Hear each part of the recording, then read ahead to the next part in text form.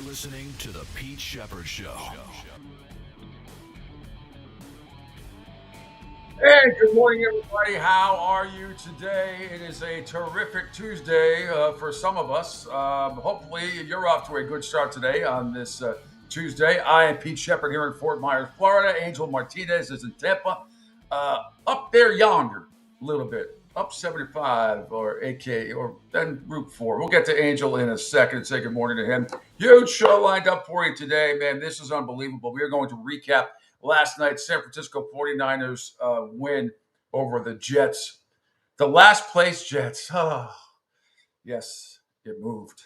It's early, but it moved. The last place Jets. Last place Jets. has a familiar ring to it, doesn't it? Anyway, we're going to recap Monday Night Football. Interesting last night how Christian McCaffrey did not play. By the way, I still won my bet.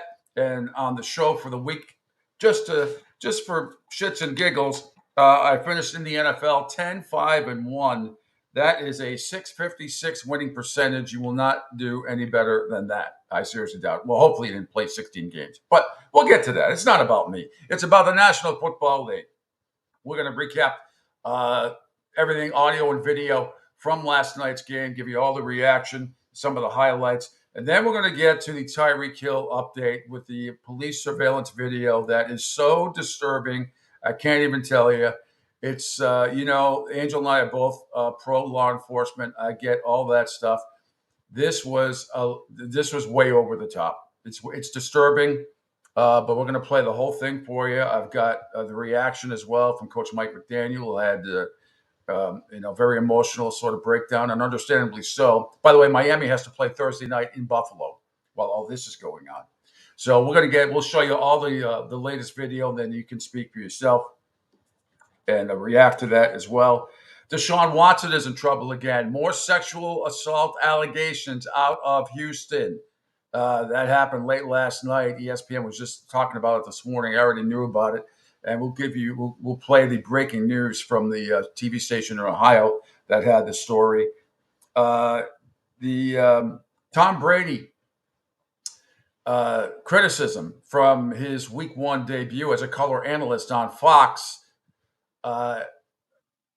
was not very good. But I'll tell you why. There might be a reason for it, or several reasons for it, that you're going to have to factor in for now anyway. I'm not trying to make excuses for him, but there are extenuating circumstances that I just found out about today that maybe you might change your mind, and you'll probably see him get better and better as the season goes on. And the passing of the legendary James Earl Jones, one of the great voices and actors of my generation, of course, the voice of Darth Vader, Mufasa from The Lion King, and just a tremendous actor and voiceover guy who overcame a lot, major stuttering problem when he was younger, and got through it and became one of the most distinguished voices and actors of our time. So I've got a little tribute to him coming up at some point in the show today, Angel, from a top 10 list from David Letterman many years ago. He read a top 10 list. It's very funny. And it's a tribute to a great man. So we got a lot to get to. And then we have great guests coming up today. Crazy man Jay Flannelly coming up from Ann Arbor. He's going to try to tell me how Michigan still make the playoffs. And we'll see how devastated he was after that butt whoop in Texas went into the big house and gave Michigan. But he's always fun. He knows his stuff inside and out, college football, and we'll have some fun. Get his thoughts on the Michigan Wolverines and Big Ten in general, and Deion Sanders and a lot of other things, college football. And Mike Petraglia finally will join me from Cincinnati, and we will talk about how the Patriots kicked semi-butt on his Cincinnati Bengals on Sunday. And what is next in store for Joey Burrow? What's next in store for Ja'Marr Chase and T. Higgins? Ja'Marr Chase was not happy after the game, felt he needed more targets. By the way, the Deshaun Watson stuff, besides him playing terrible against Dallas, I know he brought up that his dad was dying and one of his ex-teammates passed away as well. I still think if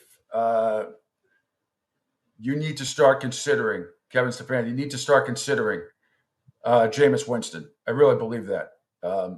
because you have a pretty good defense, allegedly on paper, but the Jets had allegedly a good defense too. That was almost men amongst boys last night. It really was in a lot of ways. And Aaron Rodgers did not look well, and that's what happens. We talked about when you don't play. And Troy Aikman's actually going to address that pregame as well. We're gonna get to that as well. We say good morning to Angel Martinez. Good morning, Angel. How are you?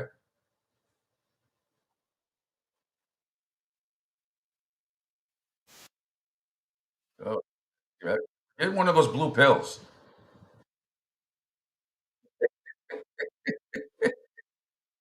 What's going on in Tampa? Let's see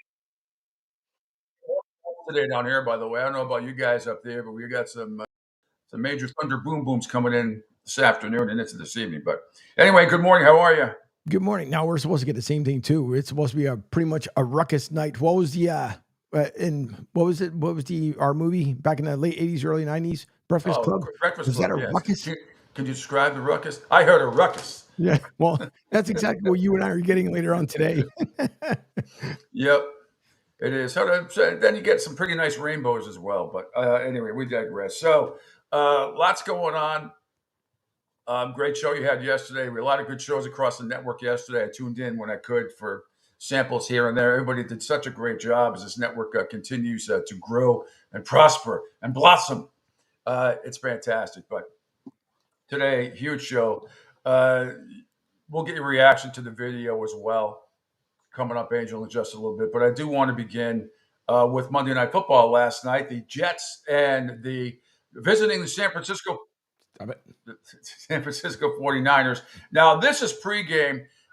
Most of you probably already placed your shekels on one team or the other. I loved San Francisco last night, not just because I hate the Jets, because I just thought that the Jets would not be ready. And Angela brought this up. It was a good point yesterday.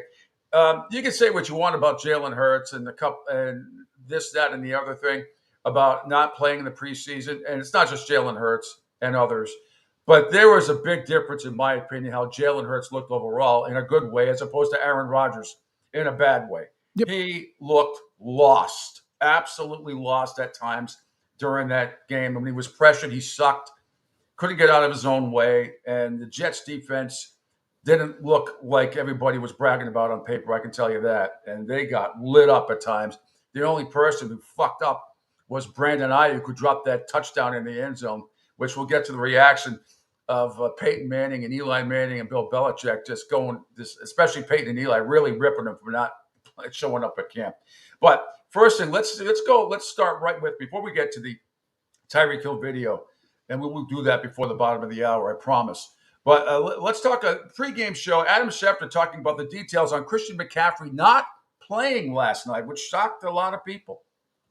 Well, I spoke to various 49ers officials here, Scott, and what I was able to take away is this. On Friday, Christian McCaffrey pulled himself out of practice. They were not overly concerned. They did not think it was a big deal. They thought and expected that he would be able to go tonight. The issue was he came in today for treatment, and the calf still was tight. Now, let's keep in mind, he basically didn't practice all summer long. It was not just a calf, but it was also his Achilles. So you've got two issues here. And they decided, in the interest of being a long season, to hold him out tonight, not to activate him, to put him on the bench. Jordan Mason is going to start tonight. And not only is Christian McCaffrey out tonight, but there's a real chance he's not going to play on Sunday either. They play on the road at Minnesota on turf in a shorter week. So he's inactive tonight, and it looks like there's a real strong possibility McCaffrey will not play Sunday against the Vikings as well. Oh, boy. Okay, now, so Jordan Mason ended up starting last night, and he was absolutely unbelievably undrafted free agent out of Georgia Tech. Was unbelievable. 147 yards and a touchdown. Angela, if we could scroll down, and it's past the Tyreek Hill video stuff. It is Jordan Mason, who was upset, and I'll tell you why, after the game. Not because of his performance, but I will tell you why. It's under ML Football, and he explains a little bit why he's angry. Then I'll fill you in on the rest of the details. Right. That's it. Thank you. Welcome.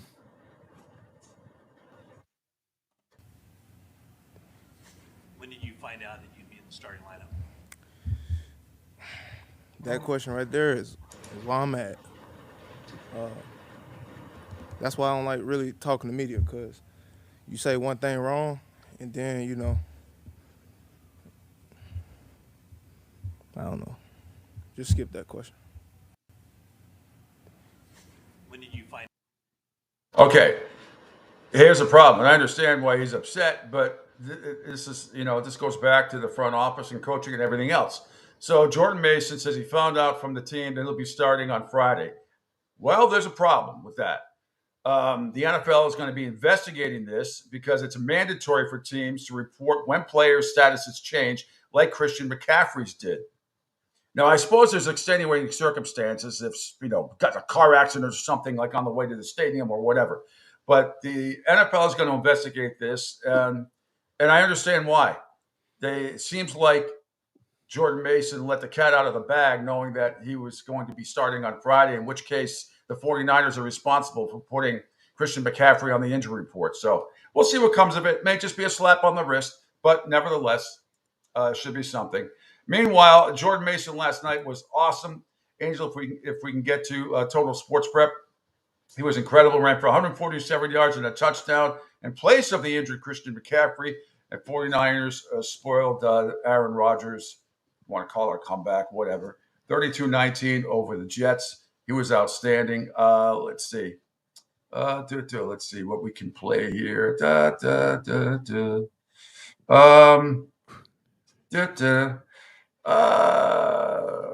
trying to think of the play-by-play cuts, but let me see.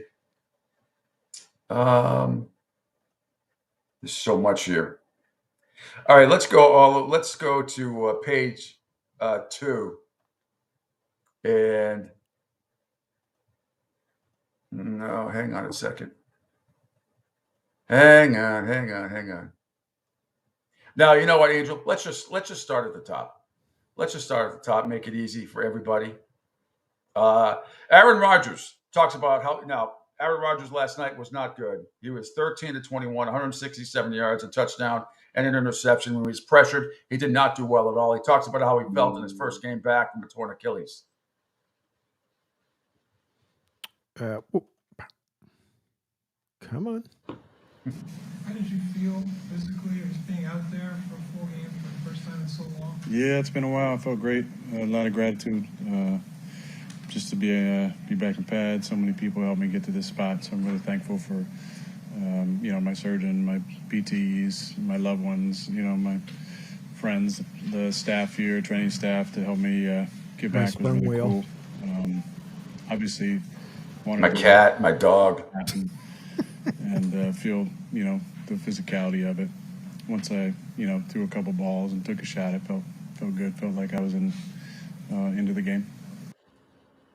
All right, more from Aaron Rodgers talking about the issues for the Jets offense tonight. It's from SNY. Yeah, we were just bad on first and second down, I think, for a lot of the game. And then, we had a couple drives. We converted third downs. But overall, I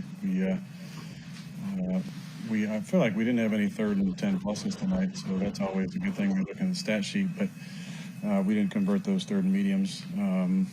We had a drop. We had a couple penalties. Had a bad throw. So a lot to correct. But overall, I feel good about our guys. Thought the protection was really good tonight.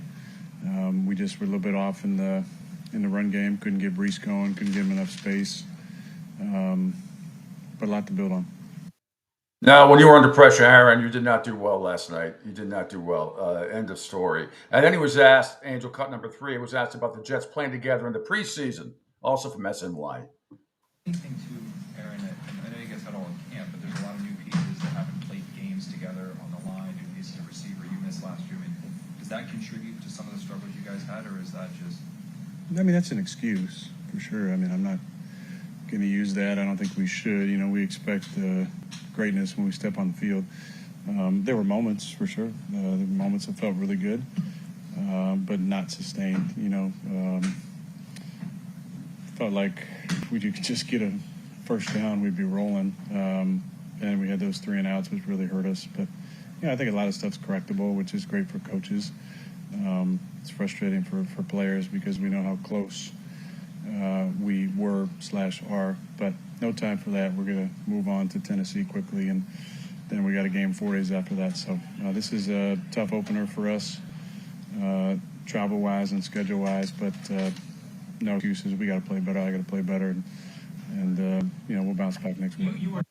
Sounds like you're trying to come up with some excuses, but yeah. Meanwhile, let's go to the last cut on the first page, Angel. Jets head coach Robert Saleh talking about the issues the Jets had stopping the 49ers offense. At the start, you want outside of the offensive struggles. I think the clear-cut visual was no Christian McCaffrey. They were able to run the ball really effectively, especially on the edge. What were the problems you were seeing and having in those situations where you couldn't get those stops? Now they still have a stable of backs, but at the same time, it's they're very, very good up front, and from an efficiency standpoint, they beat us up front, plain and simple. Yep, they sure did. Okay, let's scroll down. We were talking about what happened with Jordan Mason. Just played to the video cut. He was upset. Here is Kyle Shanahan, head coach. It's the fourth to last cut, Angel. Kyle Shanahan on a report that Christian McCaffrey probably won't play in week 2. There was a report that Christian probably wouldn't play against Minnesota just because it's a short weekend on turf, you're saying. I'm saying it's amazing. That person must be God, because we just found out he wasn't playing today, and I have no idea how he's going to feel tomorrow or the next day. I thought he was playing this whole week until today. So I don't know. Who knows that he's not playing next week. So. Really? Okay. Well, Adam Schefter, I guess, would be God because he's the one who reported it. We just played the audio earlier. Adam's too small to be God. Not that good things don't come in small packages, Angel, but Adam Schefter is not God. Very good reporter, obviously. One of the best NFL insiders ever. Kyle Shanahan, though, says he didn't tell Jordan Mason on Friday that he would be the starter last night. Jordan said after the game he was told on Friday night he was going to start. When did Christian start feeling awry? I never told Jordan he was going to start. Told him he had to be ready a bunch, but that might have been Bobby or somebody trying to pump him up, but I knew he was going to have to play a lot. I told him that he was going to it wasn't going to be like usual. He was going to be a number 2 back that was splitting a lot of the time. But no, he didn't know he for sure was doing that till today.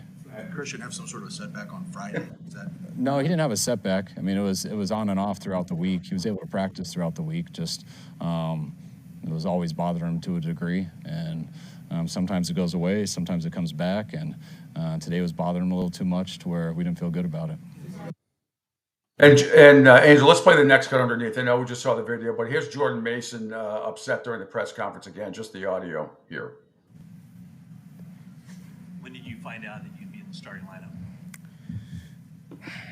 That question right there is why I'm at. That's why I don't like really talking to media, because you say one thing wrong, and then, I don't know. Just skip that question. No, it's already out there. And Kyle, you got some explaining to do because your player says he was told on Friday. You said you didn't say anything until Monday before game time. So NFL will investigate. And the 49ers, not the first time. You go back and look over penalties and fines and suspensions over the years. People always like to bring up my Patriots and Spygate and deflate all that stuff. If you really go back and look at teams that have had the most violations, San Francisco is right at the top of the list over the last 20 years. Along the Denver Broncos are up there as well. They'll probably get another slap on the wrist for this, but nevertheless, you got to put that injury report out there properly. It affects too many people putting shekels on games, and that's why it's done. Meanwhile, the Niners took control of the game around halftime. They got a field goal on the 12-play, 75-yard drive at the end of the first half. They scored on Mason's 5-yard run, 11-play, 70-yarder to start the second half, turned a 13-7 lead into a 23-7 advantage, and the Jets getting only one kneel-down snap during that stretch. I believe that the 49ers scored 9 of 11 drives. I don't count the last drive because that was a kneel down. That was victory formation. So they basically scored on 9 out of 10 drives, 2 touchdowns and 6 field goals, or 8 out of 9 drives. That's 2 touchdowns and 6 field goals. So the Jets didn't stop squat overall. That game could have really gotten more out of hand had they connected on a few more plays, but. The drop by Ayuk in the end zone is something that a lot of people were on. Purdy, 19 of 29, 231 yards in that game. No touchdowns and no interceptions. Angel, if we could go back to, and this is interesting, pregame stuff that you and I have been talking about for the last couple of days. This is the cut right underneath the show from Troy Aikman last night. Poor quarterback play around the league. And listen to the stats that Scott Van Pelt has early on. This is a pregame last night before the 49ers and Jets from ESPN. Something a topic we broached a bit earlier, just quarterback play around the league and the numbers. And there's probably explanations for it, but there are only 33 touchdown passes week 1. A couple of years ago, it's 61. Half the league yesterday threw for under 200 yards. I get people don't play in the preseason. I get that, but that's not new. And these numbers they jumped out at me, and I'm just interested if you have some theory as to why. Well, I would agree partly that the fact that they don't play impacts things. You know, they don't work together as often in the offseason or in training camp as they once did because a lot of players just simply aren't practicing because of the fear factor of injury. Quite simply, Scott, the quarterback play yesterday was not very good overall. In general, not very good. There were some really good performances, but I saw some really bad quarterback play. Now, you expect some of that from the rookies, of course, but there were some guys who were veteran players that just simply didn't play well. I'm interested in a topic we broached a bit earlier. Now, and again, it's the same thing we've been talking about. It's just lack of playing time, and I don't know when coach is going to figure it out because guys like Aaron Rodgers probably going to get back, not be looking like somewhat like Aaron Rodgers till like week 4. A lot of these guys are going to be that way. Yep. Because as much as mentioned, it's been at, I don't want to say ad nauseum around here, but we've been saying it over and over and over again. You stop with the whole thing like, oh, he's going to get injured. Anything could happen at any given point in time. And they used to somewhat get together during the offseason to at least practice a little bit. I'm not saying to go crazy, during the offseason, but Tom Brady was, and as much as everybody may not like him, but he used to get the guys together because they couldn't practice in the region where their team was. So a lot of times they would go out west. They would go to either California. Oh, yeah. Always. Yeah. Right. Yeah. When he was in Tampa, they, went to a high school. If we could, Angel, before we get to the Tyreek Hill stuff, scroll down under the lettering thing with Barstool. This is the play I was talking about. Ayuk dropping the ball, and Peyton, Eli, and Bill Belichick on the call on ESPN2 last night on the Manning cast because they were upset about Brandon Ayuk.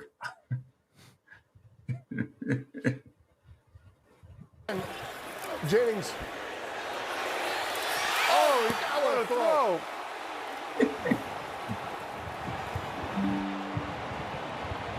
Ayuk, he's a little rusty, Pate. He's missed all training camp. Hey, get signed, get in training camp. There's a reason for training camp. You need it.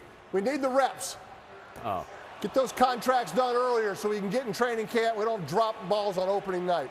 Right, it's probably one thing catching passes, running routes. All of a sudden you're laying out for a pass, full speed, diving. That's why those happen in camp. You make those, you practice those. That's just a little rusty right there. You're still catching balls at a high school field from some quarterback that's 45 years old, my age. You're not catching balls from your quarterback. Get signed, get in camp, and we don't drop the ball.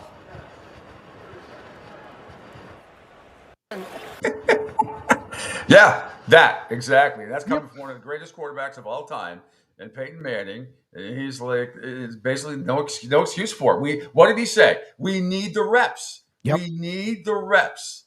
This overprotective stuff that has gone on in the NFL, I think you're absolutely right. It's ridiculous. It's like, what are we doing?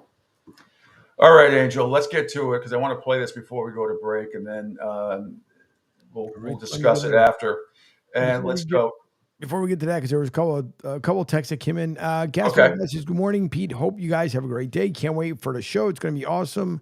He also mentioned, I just have to say that out of all the players or quarterbacks that played, Mayfield was the best, 289, 4 touchdowns, 24-30. He was really good yesterday. And Jerry from Rhode Island says, good morning, guys. As much fun watching the Jets getting crushed as I did the Patriots win. Yeah, the last place Jets. Yes, the last place Jets. The Patriots were efficient. Nothing spectacular. So let's the cut I want to play, Angel, is under Barstool Sports. It's under Bob Nightingale stuff. Body cam footage of the Tyreek Hill incident has been released. This is 3 minutes and 35 seconds, and this is disturbing. There's no other way around it. This is very, very disturbing. Yep. So we'll just play it right here, and we'll react after it.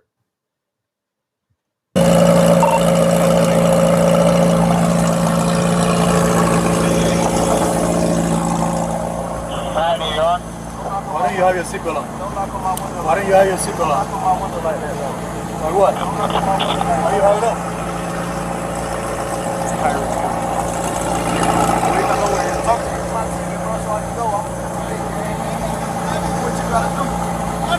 Keep it down. Hey! Keep your window down. Danny. Hey, keep your window down. Keep your window down. I'm gonna get you out of the car. As a matter of fact, get out of the car. Give me your ass. Get out of the car. Give me your ass. We'll break that freaking window. Get out of the car. Get out of the car right now. We're not playing this game. Get out. Get out. Get out. Get out. Get out. Get out. Get out. What part of that don't you understand? Hey, Drew, I'm getting arrested, Drew. I'm getting arrested. Jesus. I'm getting arrested, Drew. I'm getting out, bro. God damn, twin. When we tell you to do something, you do it. You understand? I'm getting out, You bro. understand? Not what you want, but what we tell you. I'm getting You're a little out. fucking confused. I'm getting out, bro. Too late. Chill, Too bro. late. All right, bro. Take Too me to late. jail, bro. Do what you gotta do, bro. We are. We will. Good, bro. It is good. Hey, Drew. Hey, Don't worry about it. I hung up the phone. You stop crying. bro. Y'all Don't move. good. Bro, you Sit 'em beating up. on my window like you crazy. Just sit him up. Why y'all beating on my window like y'all crazy for? Damn, bro, dude beating on my window like he crazy. I ain't do nothing, twin. Damn. Hey, don't park there. Don't park there. Hey.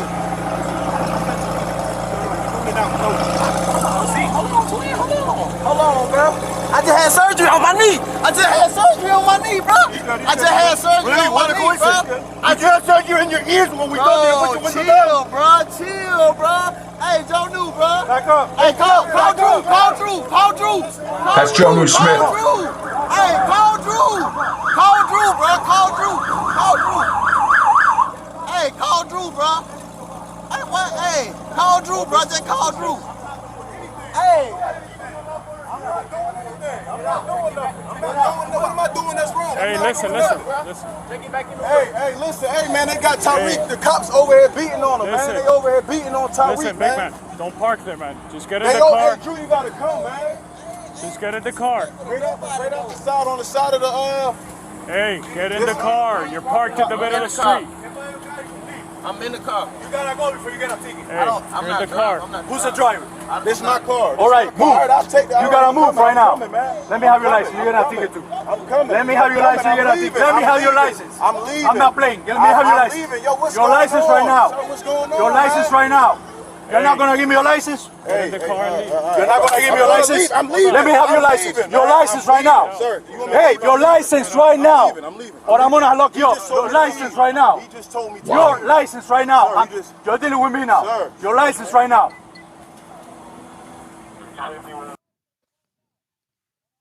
Wow. And there's a little more, but I just want to get there's one more cut I want you to hear. It's Two Up Angel. It's from Doug Kleiman. Kalis Campbell calmly tried to speak with police at a distance. Now, this is when you heard him say Jono Smith. Yeah. That was the guy that pulled over, and then Kalis Campbell tried to talk and reason with the police officer. Here's more video, more disturbing video. Hey, I'm not going to tell you to leave. I'm going to give you one more time. If you don't leave, I'm going to take you to jail. Listen, if you listen to me, Get in your car and leave. listen, Avoid this. listen, Get in your car and leave. I'm giving you an order. One more time. Get in your car and leave. One more time. I'm giving you an order to get out of here. Hey, turn it down right here. I told you, leave. Nope, too late. Nope, too late. I told you. We told you multiple times. I'll move the car. I got you. Move the car, sir, please. Please move the car. The car has to hang out for a minute now. He's under arrest.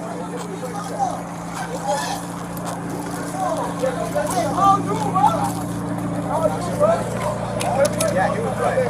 Hey, what's the reference? Huh? What's the reference? Yeah, careless because he was speeding too fast.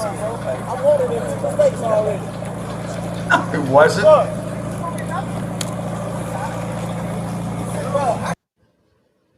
Oh my goodness. And then, you know what, Angel, one more up above is Marcel Louis-Jacques, Tyreek Hill. This is a short one, a video. It's 19 seconds long. Here's more from Tyreek and the officers.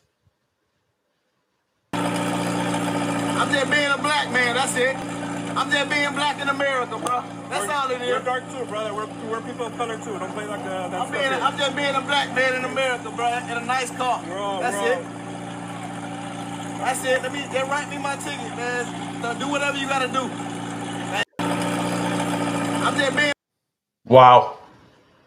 I mean, that is very disturbing stuff right there.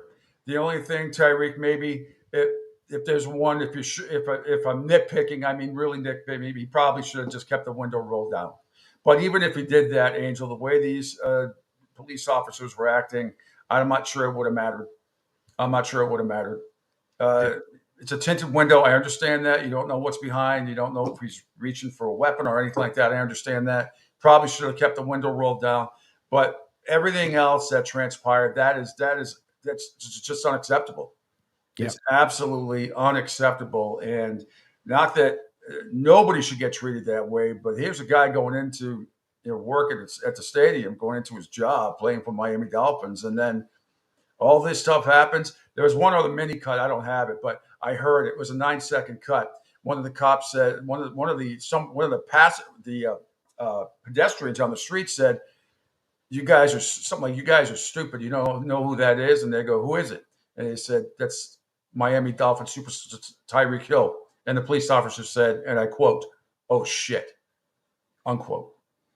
But wow. The situation, first of all, it's got my blood boiling as much as it was yesterday when I sent the text. But the one cop, you can hear him when he pulls up, and when the first one that's tapping on the window, the one that followed him, you can hear him when he walks back to the car. I don't know if he said it to the third motorcycle officer, but he says that's Tyreek Hill. So they already know it's Tyreek Hill.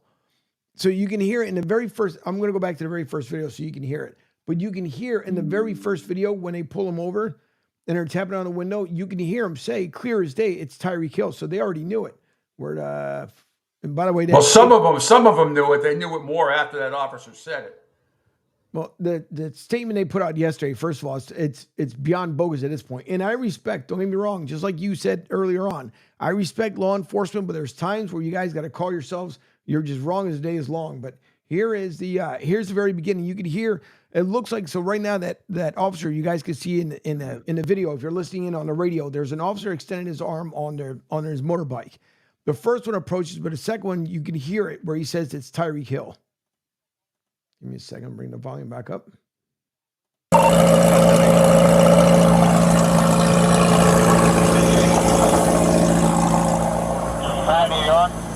don't you have your seatbelt on? Why don't you have your seatbelt on?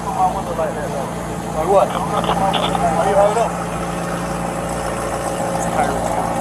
Yeah. So right there, you watch back, you can hear it clear as day. He already knows it's Tyreek Hill. Yeah. So it's so. But when he goes back and he says, when we tell you to do something, you do it. You understand. Not when you want, but when we tell you you're a little fucking confused. And then he told him to stop crying. Right. Stop crying. Even if they would have left the window down, it wouldn't matter because it was already. I hate to use the word target, and I've never, ever, ever said the word target. But my thing is that you pulled them over. Someone said there was a story out there that he was doing 102 miles an hour. Again, if that's the case, why didn't they bring out that footage? Because they would have the speed on the bikes. If that's the case, I don't think that being the case. No. But even when they go and they tap on the window, if he pulls it back up, if he rolls it back up, okay, he rolls it back down. But they already knew what they wanted to do. And it's a shame to say it that way, but you can tell by their mannerisms. And listen, God bless, because I love my people, but at the same time, too, boy, oh boy, did you make us look freaking even more ridiculous when you have the entire attitude and telling the other guy, no, you get back in that car. You get back in that car. You listen, give me my license. Give me your license. Like, come on, bro. Slow it down. Well, It wasn't even that deep. Yeah, I mean, and then Tyreek Hill tried to somewhat play the race card. He's like, I'm just being a black man, and that's it. And then one of the officers says, we're dark too, brother. We're people of color. Don't play that like that special. So, I mean, I couldn't tell if they were Latino or whatever. But this was not like it was a bunch of white cops, that kind of thing. It shouldn't matter what race you are. It doesn't matter. Yeah, that was behavior that was not professional behavior by those police officers. It just wasn't. Not It just by any wasn't. means. Not by any means whatsoever. Not in that situation. He wasn't doing 102 miles an hour. You got to. They're going into the parking lot. Other thing. He might have been doing. Maybe he did. Maybe he was going 40 in like a 10-mile-an-hour zone or something like that. And usually, I've said this before. Officers will tell you that work in stadium. They'll say somebody comes, coming into the stadium. Hey, Pete, slow down. Okay, have a good game. Slow down. Yeah, I've never seen anything like this. I've never seen anything like this. No, I mean, for going into a stadium, for an athlete going into a stadium and not being allowed to get in, and then face down into the ground. I mean, that you talk about excessive force. Then he tried to tell, I just had surgery on my knee. Wouldn't that have been something if he got damaged that way? I mean, he went on to have one hell of a game. I mean, Right, he had 30 yards on 7 catches, but wow.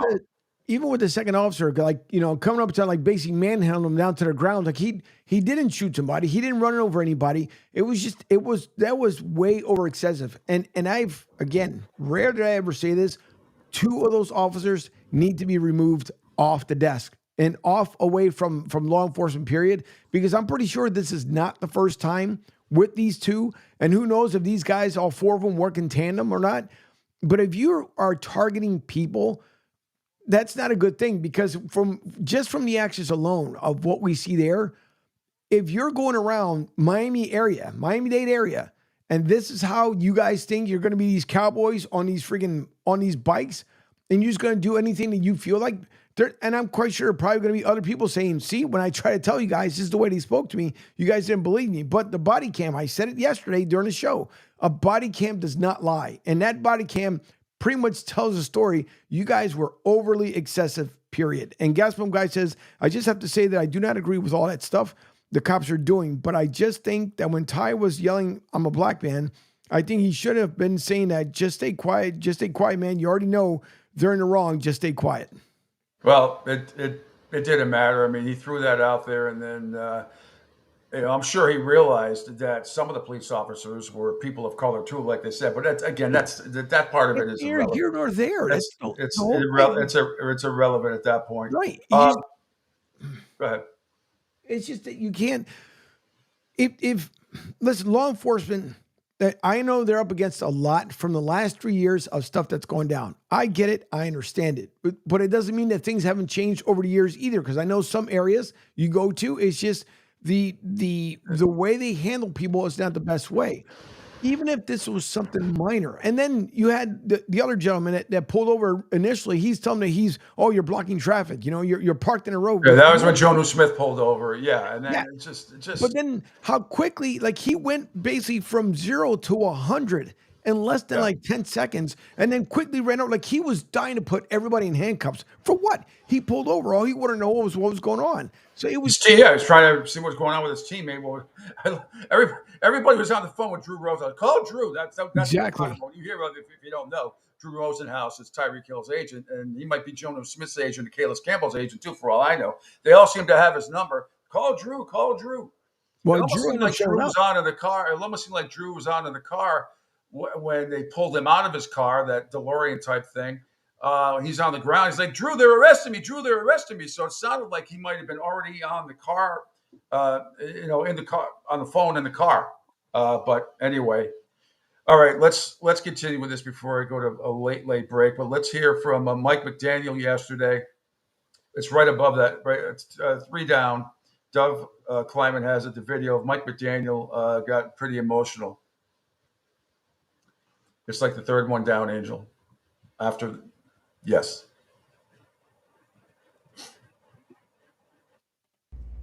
No, I mean the time since yesterday to now, I think for me personally, it's been hard for me not to find myself more upset the more I think about it, and that's because of my teammates and trying to put myself in that emotion or in that situation that they've described emotionally, and then knowing more than that, I think the thing that fucks me up, honestly, to be quite frank, is knowing that I don't know exactly. I don't know what that feels like.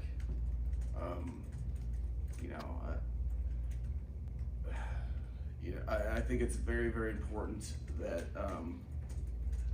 that two things should be true. That I think you let due process work and information to be gathered to appropriately project an opinion. However, that I can't get away from the fact of what I know their experience to be, and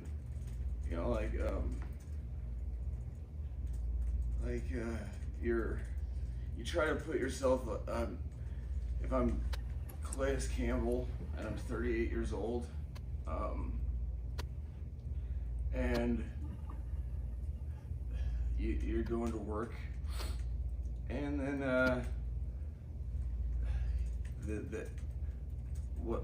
whatever personal innocence that you have relative to you've never had. You're a gigantic, strong, just miraculous man that has done right in all way, shapes, and forms, and there's just elements to that's very triggering. All right, Angel, we can stop it right there. I do think that it's supreme. And we'll get more reaction as well. And man, it's just and your reaction too. Also, want to thank everybody for following us across the video platform on Twitter X at PShep326, SR1029 The Game, SR1029thegame.com, powered by Ion Tampa Bay, Ion TV, CSN Florida, Rumble, Spotify, LinkedIn, Twitch, YouTube. Call or text 727-858-6650. We're still having issues with Facebook as far as them wanting to broadcast the show. That's on them, not us. Our server and them are working out the final details, I guess, Angels. But that aside, we're on all these other platforms. So if you're trying to text in, you'd have to I guess you can text in, and we can still read your text on Facebook. You just don't see the video platform. But I put it on Facebook and on my page and Coastal Sports Network page, exactly what's coming up on the show and all that stuff. So we'll get your reaction. We'll have more reaction. Some other stuff now with Deshaun Watson going on. An interesting exchange on a Cleveland sports talk radio station, too, that I think you'll find pretty entertaining as well. But your reaction to this Tyreek Hill stuff, the last place Jets, Aaron Rodgers making a whole bunch of excuses, and a whole lot more, all part of the Pete Shepard Show right here on the Coastal Sports Network. Oh, hold on. Cue up commercial. Ta-da. Hi, folks. This is Gerard Moynihan of Moynihan Lumber, and I would like you to know that our company has been selling Anderson windows for over 60 years. See the complete line of Anderson windows at any of our 3 locations in North Reading, Beverly, or in Plastown, New Hampshire, or at MoynihanLumber.com. What's up, Southwest Florida? Jimmy the Beef Guy here. Fort Myers, we answered your call. We're pumped to announce the opening of our second location. It's on 41 just north of the Edison Mall. And guys, nothing's changed here. The beef, the sausage, the breaded steak, our Maxwell Polish. Now serving you in 2 locations, Fort Myers and Bonita Springs. And don't forget, if you're having a party, check out our catering menu. And guys, when you're at the counter, don't call it Gardenia. It's pronounced Jardiniere. Eye on Tampa Bay is the latest news, weather, and traffic for Pinellas, Pasco, Ellsboro, Hernando, and surrounding communities. Stay connected on X, Facebook, and their website, IonTP.com. Eye on Tampa Bay keeps you informed on breaking news as it happens. Southwest Florida's newest game in town. Sports Radio 102.9, the game powered by Eye on Tampa Bay. We'll be right back. Adopt US Kids presents What to Expect When You're Expecting. A teenager. Learning the lingo. Today I'm going to help parents translate teen slang. Now, when a teen says something is on fleek, it's exactly like saying, that's rad. It simply means that something is awesome or cool. Another one is totes. It's exactly like saying, totally, just shorter. As in, I totes love going to the mall with Becca. Another word you might hear is jelly. Jelly is a shorter, better way to say jealous. As in, Chloe, I am like so jelly of your unicorn phone case. You don't have to speak teen to be a perfect parent. Thousands of teens in foster care will think you're, rad, just the same. To learn more, visit adoptuskids.org. A public service announcement brought to you by the U.S. Department of Health and Human Services, Adopt U.S. Kids, and the Ad Council. This is the story of a very special woman. In a matter of seconds, she turned herself into a great mathematician or an entrepreneur. Her knowledge was limitless and still is. She could also make monsters disappear, especially those that lurked in the shadows under the bed. Once, this woman put back together a teenage girl's broken heart, which had been shattered in 1,000 pieces, just by giving her a bear hug. She masqueraded as a regular person at work, but as a superhero at home. Everyone knows her as Gabriella. I still call her Mom. Your hero needs you now, and AARP is here to help. Find the care guides you need to help, complete with tips and resources at aarp.org/caregiving. A public service announcement brought to you by AARP and the Ad Council. Hey, Dad, your prescription will be ready in just a minute. Hey, Dad, your laundry will be ready in just a minute. Dad, your lunch will be ready in just a minute. Hey, honey, why don't you take a minute? When you help care for a loved one, you give them as much time as you can, making sure they're safe and comfortable. But it's just as important that you take some time for yourself. At AARP, we can help with information and useful tips on how you can maintain a healthy life balance, care for your own physical and mental well-being, and manage the challenges of caring for a loved one. Because the better care you take of yourself, the better care you can provide for your loved one. Thanks, Dad. Thank you. You're there for them. We're here for you. Find free care guides to support you and your loved one at aarp.org/caregiving. That's aarp.org/caregiving. A public service announcement brought to you by AARP and the Ad Council.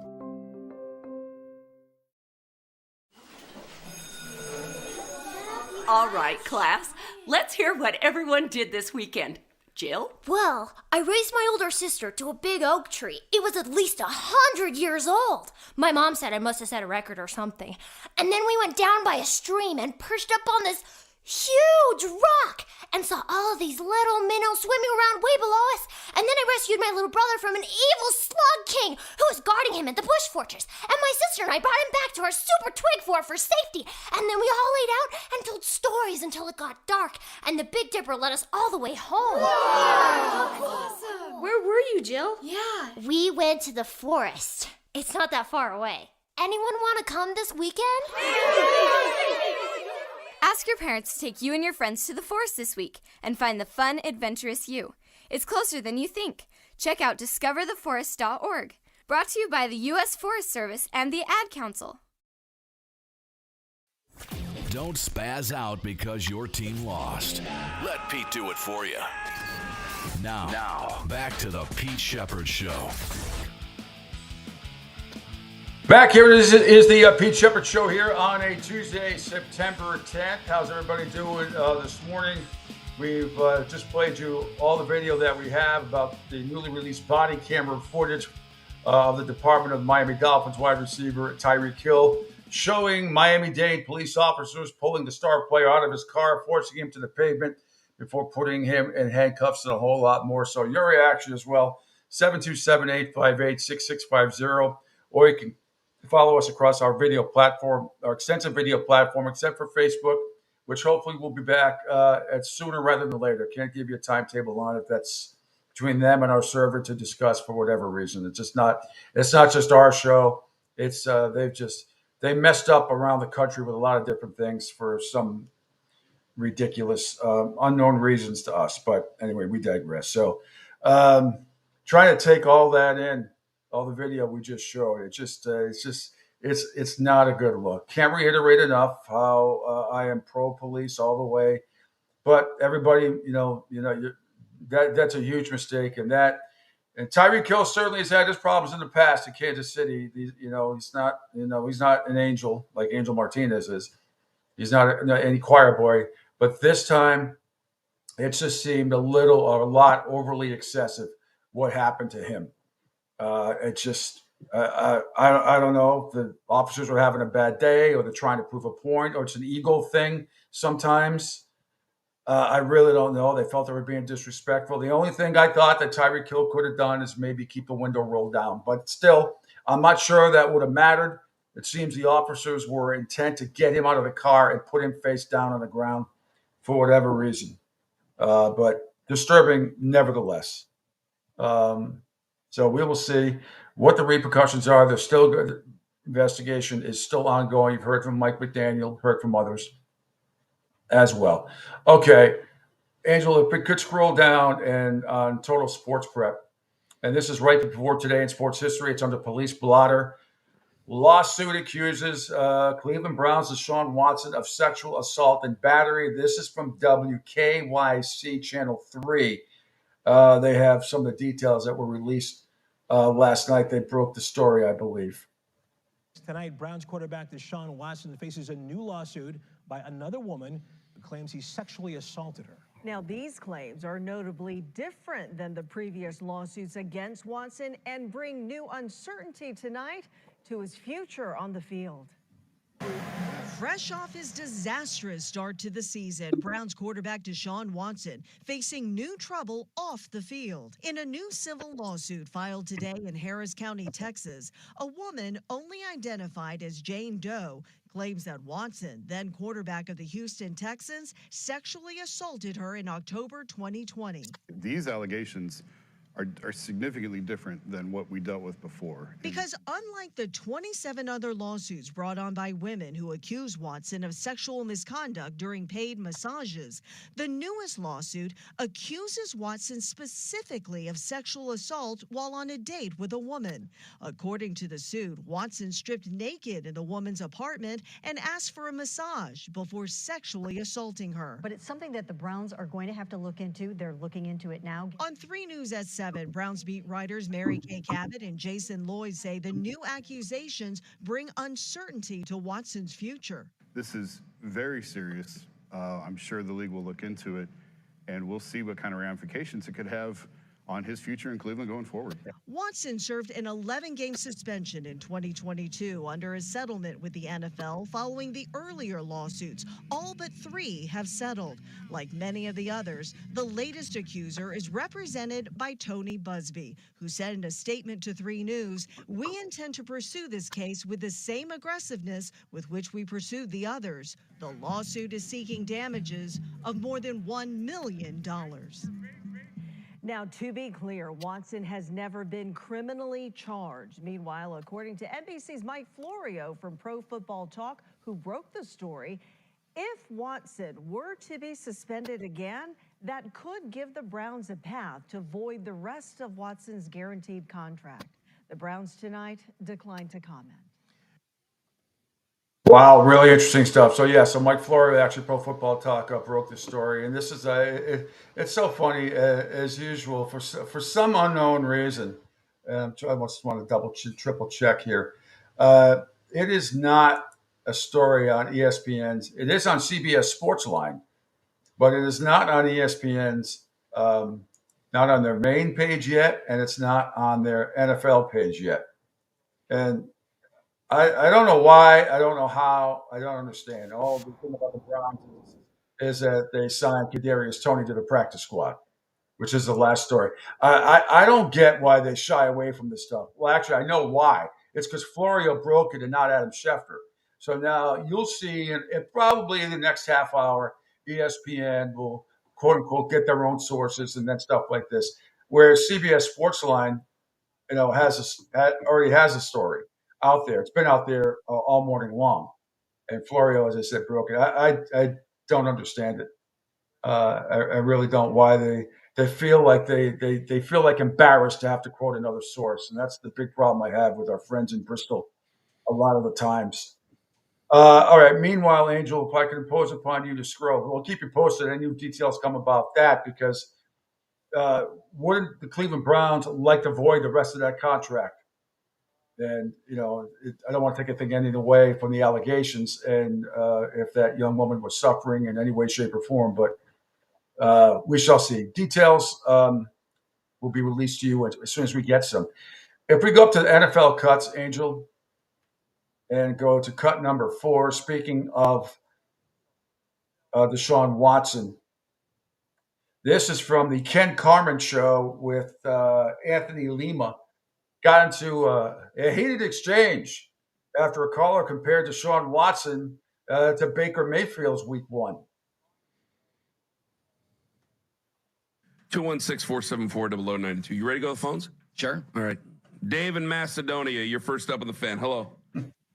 Good morning, boys. All right. He's quoting Daniel Caffey. Please. There's two numbers. You'll figure them out. 42.9, 144. What is all this? Watson's quarterback rating, Mayfield's quarterback rating. Oh, Christ. I can't do this one more second. No, that's enough. That's enough. The first call out of the box, we're going to do this. The very first call out of the box, we're going to do this. No.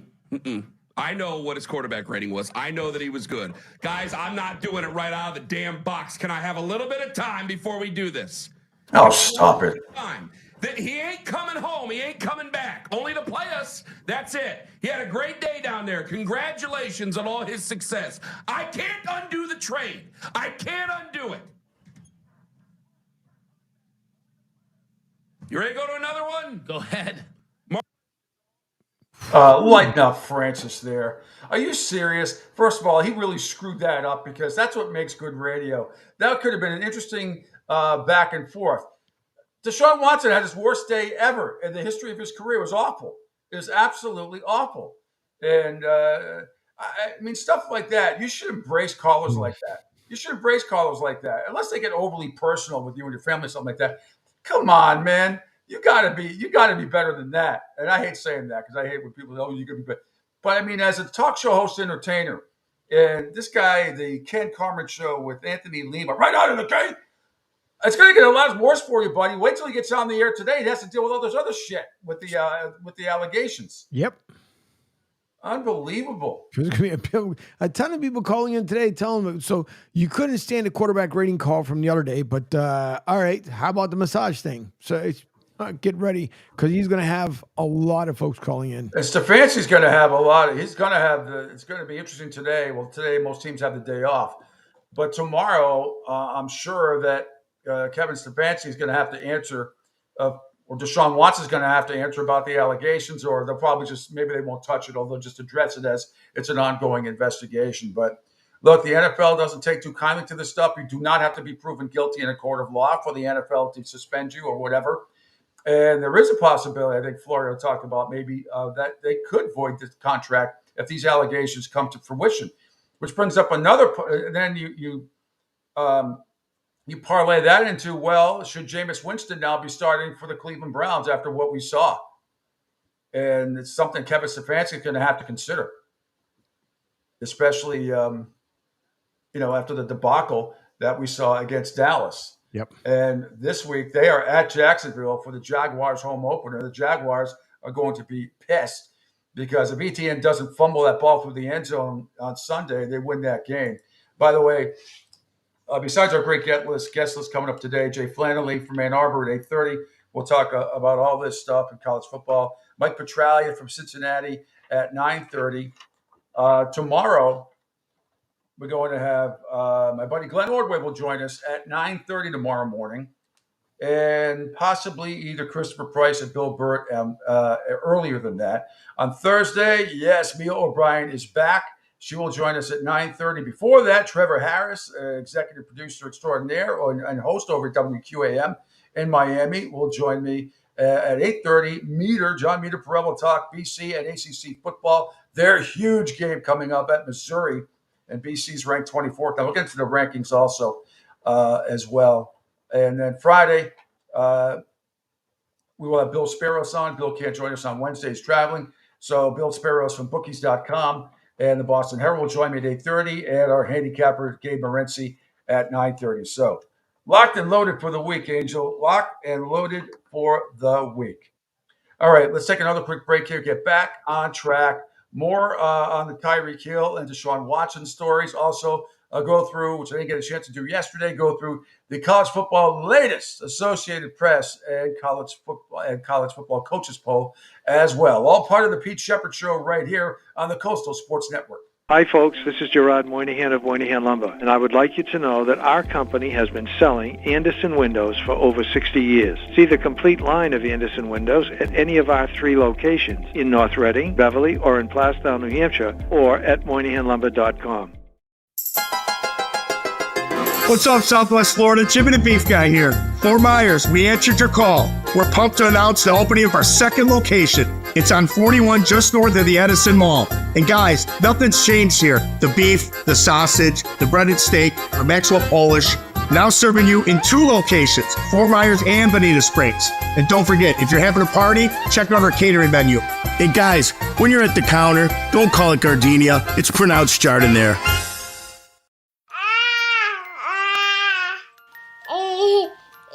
To some people, the sound of a baby babbling doesn't mean much. But that's not necessarily true. By 6 months, they're combining vowels and consonants. By 9 months, they're trying out different kinds of sounds. And by 12 months, their babbling is beginning to take on some meaning. Especially if there's no babbling at all. Little to no babbling by 12 months or later is just one of the possible signs of autism in children. Early screening and intervention can make a lifetime of difference and unlock a world of possibilities. Take the first step at autismspeaks.org. A public service announcement brought to you by Autism Speaks and the Ad Council. The following is made possible by Dad. Why was the basketball court all wet? Because the players kept dribbling all over it. The dad joke. Corny, groan-worthy, but also one of the simplest ways to share a moment with your kids. Why do you have to be careful when it's raining cats and dogs? Because you might step in a poodle. And kids that spend more time with their dads grow up to be smarter, more successful. Can I tell you a cat joke? Just kidding. And with any luck, funnier adults. Why didn't the skeleton go to the dance? Because he didn't have any body to go with. Dad jokes rule. So take a moment to make a moment and give your kid a laugh. It's as easy as going to fatherhood.gov. Brought to you by the U.S. Department of Health and Human Services and the Ad Council. That's really funny.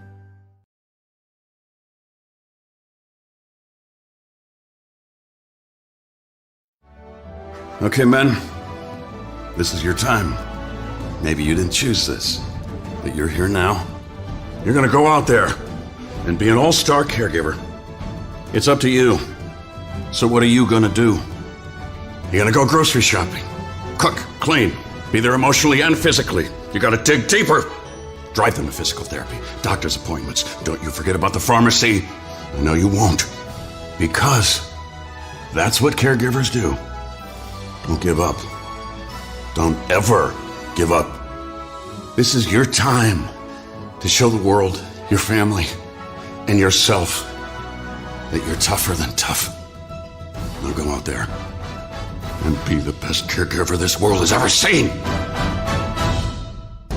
Caregiving is tougher than tough. Find the care guides you need at aarp.org/caregiving. A public service announcement brought to you by AARP and the Ad Council. Hi, I'm Danica Patrick and proud aunt. Watching my nieces grow, play, and learn is amazing. But not every child gets to be carefree. 1 in 6 kids in the U.S. are hungry. 1 in 6. That little girl sitting alone at the playground, she can't play like the other kids. She doesn't have the energy because she's hungry. School lunch will be her only meal today. It breaks my heart that this is the reality in our country, but it's something that Feeding America is working to change. Each year, the Feeding America network of food banks rescues billions of pounds of good food that would have gone to waste. This food is then provided to families and children in need. Being a kid should be about using your imagination, learning, and having fun. These children shouldn't have to miss out on simply being a kid because they're hungry. To find out how you can help end childhood hunger in your community, visit feedingamerica.org. Brought to you by Feeding America and the Ad Council. The Pete Shepherd Show. It's fun for the whole family, if it's dysfunctional. Welcome back. It's hour number 2 at Pete Shepherd Show here at the Coastal Sports Network on a Tuesday. Coming up bottom of the hour, Jay Flannery will join us from Ann Arbor. We'll see if he's psychologically damaged after his Wolverines got whacked by Texas at the Big House. But I'm sure he's a trooper. He'll recover. He knows. Then Mike Petralia at 9:30 will join me from Cincinnati. We talked a lot in the first hour about what happened with Tyreek Hill. Gave you all the video. You guys have had some good reaction to it as well. And thanks for checking us out across the video Coastal Sports Network video platform. You can call or text 727-858-6650. Going to switch gears for a little bit. The college football rankings, which I didn't get to yesterday, and obviously there have been some changes since some of the upsets that happened. So just in order, the top 10 in the AP poll, Georgia, Texas, and Ohio State, they're the top 3. Georgia received out of 63 first-place votes, they got 54 of them. Texas got 4. Ohio State got 5. So top 3, Georgia, Texas, Ohio State, Alabama, Mississippi, number 6, Missouri, 7 is Tennessee, 8 is Penn State, 9, Oregon, 10, the U, University of Miami. They're the top 10, but 6 out of the top 7 SEC schools. Georgia, Texas, Alabama, Mississippi, Missouri, and Tennessee. 11 through 20, we've got USC at 11, Utah at 12, Oklahoma State at 13. And boy, you talk about Coach Gundy, and you talk about that game against Arkansas over the weekend was a great game. Sloppy. Both teams seemed trying not to lose at times. So really piss poor coaching decisions on both sides. But Oklahoma State got lucky, and they won it in overtime. Kansas State is 14. Oklahoma is 15. LSU is 16. Moving up 2 spots, Brian Kelly is. Number 17 is Michigan. They dropped 7 spots. The biggest drop was Notre Dame. They dropped 13 spots to number 18. Louisville is now 2-0. They are 19th. Arizona is 20th. Number 21 is Iowa State. They came back and beat Iowa on the road by a point over the weekend. Clemson at number 22. They're up 3 spots. Nebraska is there at 2-0 at 23 after they're whipping on Colorado and Deion Sanders' boys. Deion, I believe, now 1-10 in his last 11 games, dating back to last year, Coach. 1-10 in his last 11. Boston College cracks the top 25. They're at number 24. And Northern Illinois, after their stunning upset in South Bend, they move up to number 25. If you're looking at number 26, so also receiving votes, Illinois right there on the precipice of getting in. Boise State, Texas A&M, Syracuse. You can make an argument for them. They had a nice win at home over Georgia Tech. I would make a case that Boston College should be ranked ahead of Nebraska because Boston College had to go into a much tougher environment to get to 2-0, which was winning at Florida State handily. Nebraska had to play a bad Colorado team with two great players on it, but nevertheless, I'm sorry, you go 1-10 in 11 games now. That's not a good football team. So I would say Boston College should be ahead of Nebraska, but that's semantics. BC can make a huge, gigantic statement this week. Probably one of their biggest games beside the Florida State game now because they're ranked and they're 2-0, they get bigger. Now they have to travel ACC versus SEC. They get to go to number 6 Missouri and play a very good Tiger team. That's going to be something. A little bit more of a discrepancy in the coaches poll. I'll go through them real quick. Georgia, Ohio State, Texas, Alabama, your top 4. Mississippi 5, Oregon 6, Penn State 7, Missouri 8, Tennessee 9, Utah 10, and USC 11, and Miami 12. Miami should be ahead of both of them like they are in the AP poll. Oklahoma 13, Oklahoma State 14, Kansas State 15, Michigan 16, LSU 17, followed by Arizona, Notre Dame, Clemson, Louisville, Washington, Iowa State, Nebraska 24, and they have Memphis at number 25. They have Texas A&M at number 26, BC 27, Illinois 28, Syracuse 29, Northern Illinois 30. So you see some discrepancies in the coaches poll, and that's because all the coaches don't vote in that poll. They'll tell you that they do, but they don't. They send lackeys to go do it. So there you have it. Moving on, Angel, I've got a couple of other videos. Like I said before, Jay Flannelly comes on from Ann Arbor. Let's see if we can not lighten the mood. I wanted to pay a tribute to the legendary James Earl Jones, who passed away yesterday. One of the great actors and voices of any generation. If we could scroll down, Angel, Courtney Howard has it. This is not too long ago. James Earl Jones on Letterman's show. Mel Dave used to do the top 10 list, and this is a great one. This is James Earl Jones reciting commercial jingles with his spectacular booming voice. Hang on for a second. There it is. Courtney Howard. Before I play this video, what I'm wanting to know, Pete, because remember it was not too long ago when they had mentioned about now with AI they were using James Earl Jones' voice for like some movie completions. I wonder what's going to happen now that he has passed. If they're going to be allowed to be able to clone his voice, or to just be like, no. Well, that may be up to his family and his attorneys and all that stuff. And that's an interesting point. But nevertheless, we honor James Earl Jones, the late, great James Earl Jones. And this is him many years ago doing the top 10 list for jingles. And his only James Earl could do them. Category tonight from the Home Office, top 10 things that sound cool when spoken by James Earl Jones. The famous actor, a fine actor, a lovely man. Top 10 things that sound cool when spoken by James Earl Jones. James, nice to see you. Thank you very much. He's in character. Yeah, like that guy that was here earlier. Top 10 things that sound cool when spoken by James Earl Jones. Here we go, number 10.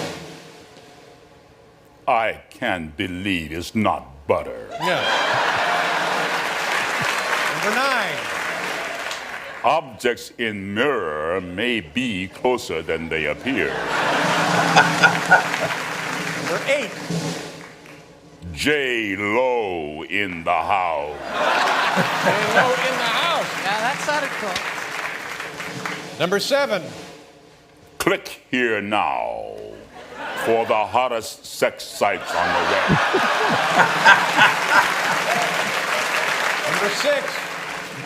And the Academy Award for Best Picture goes to Dude, where's my car? I like that. Number 5.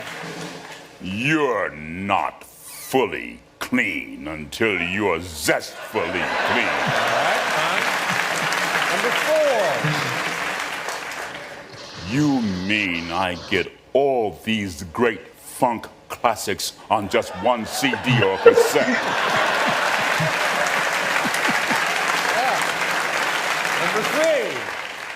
Number 3. Well, now, wait a minute. That makes no sense at all. The number 2 cool thing when spoken by James Earl Jones. Meow, meow, meow, meow, meow, meow, meow, meow, meow, meow, meow, meow, meow, meow, meow. And the number 1 thing that sounds cool when spoken by James Earl Jones. What's-up?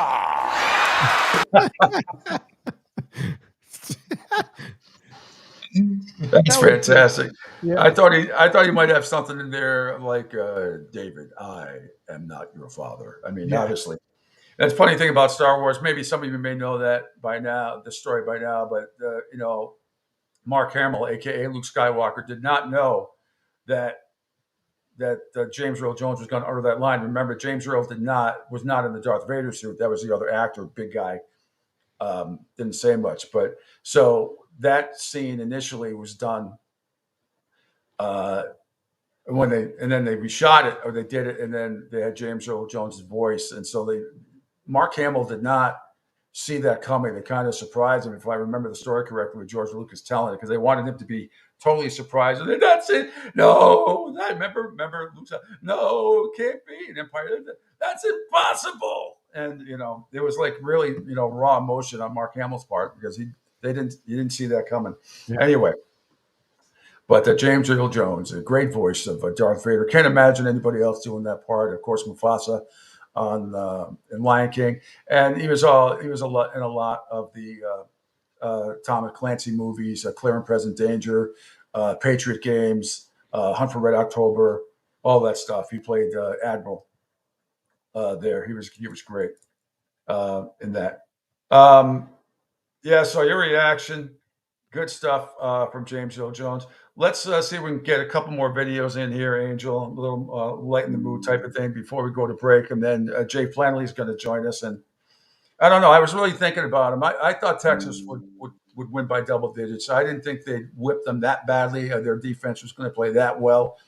But I'm wondering how psychologically damaged that Jay is. We'll find out. We'll find out in a few minutes. Okay. For my Patriot fans out there, let's scroll down. Let's write down Pat McAfee yesterday on his show. It feels like the Patriots are better than anybody could have expected. Is that the one with Ernie Adams? No. That's another one coming. No, it's early. It's 4 down. It's right underneath Mike McDaniel. Hold on. Let me go back up then. Yep. 4 down after Mike McDaniel. No, it's one after Mike McDaniel.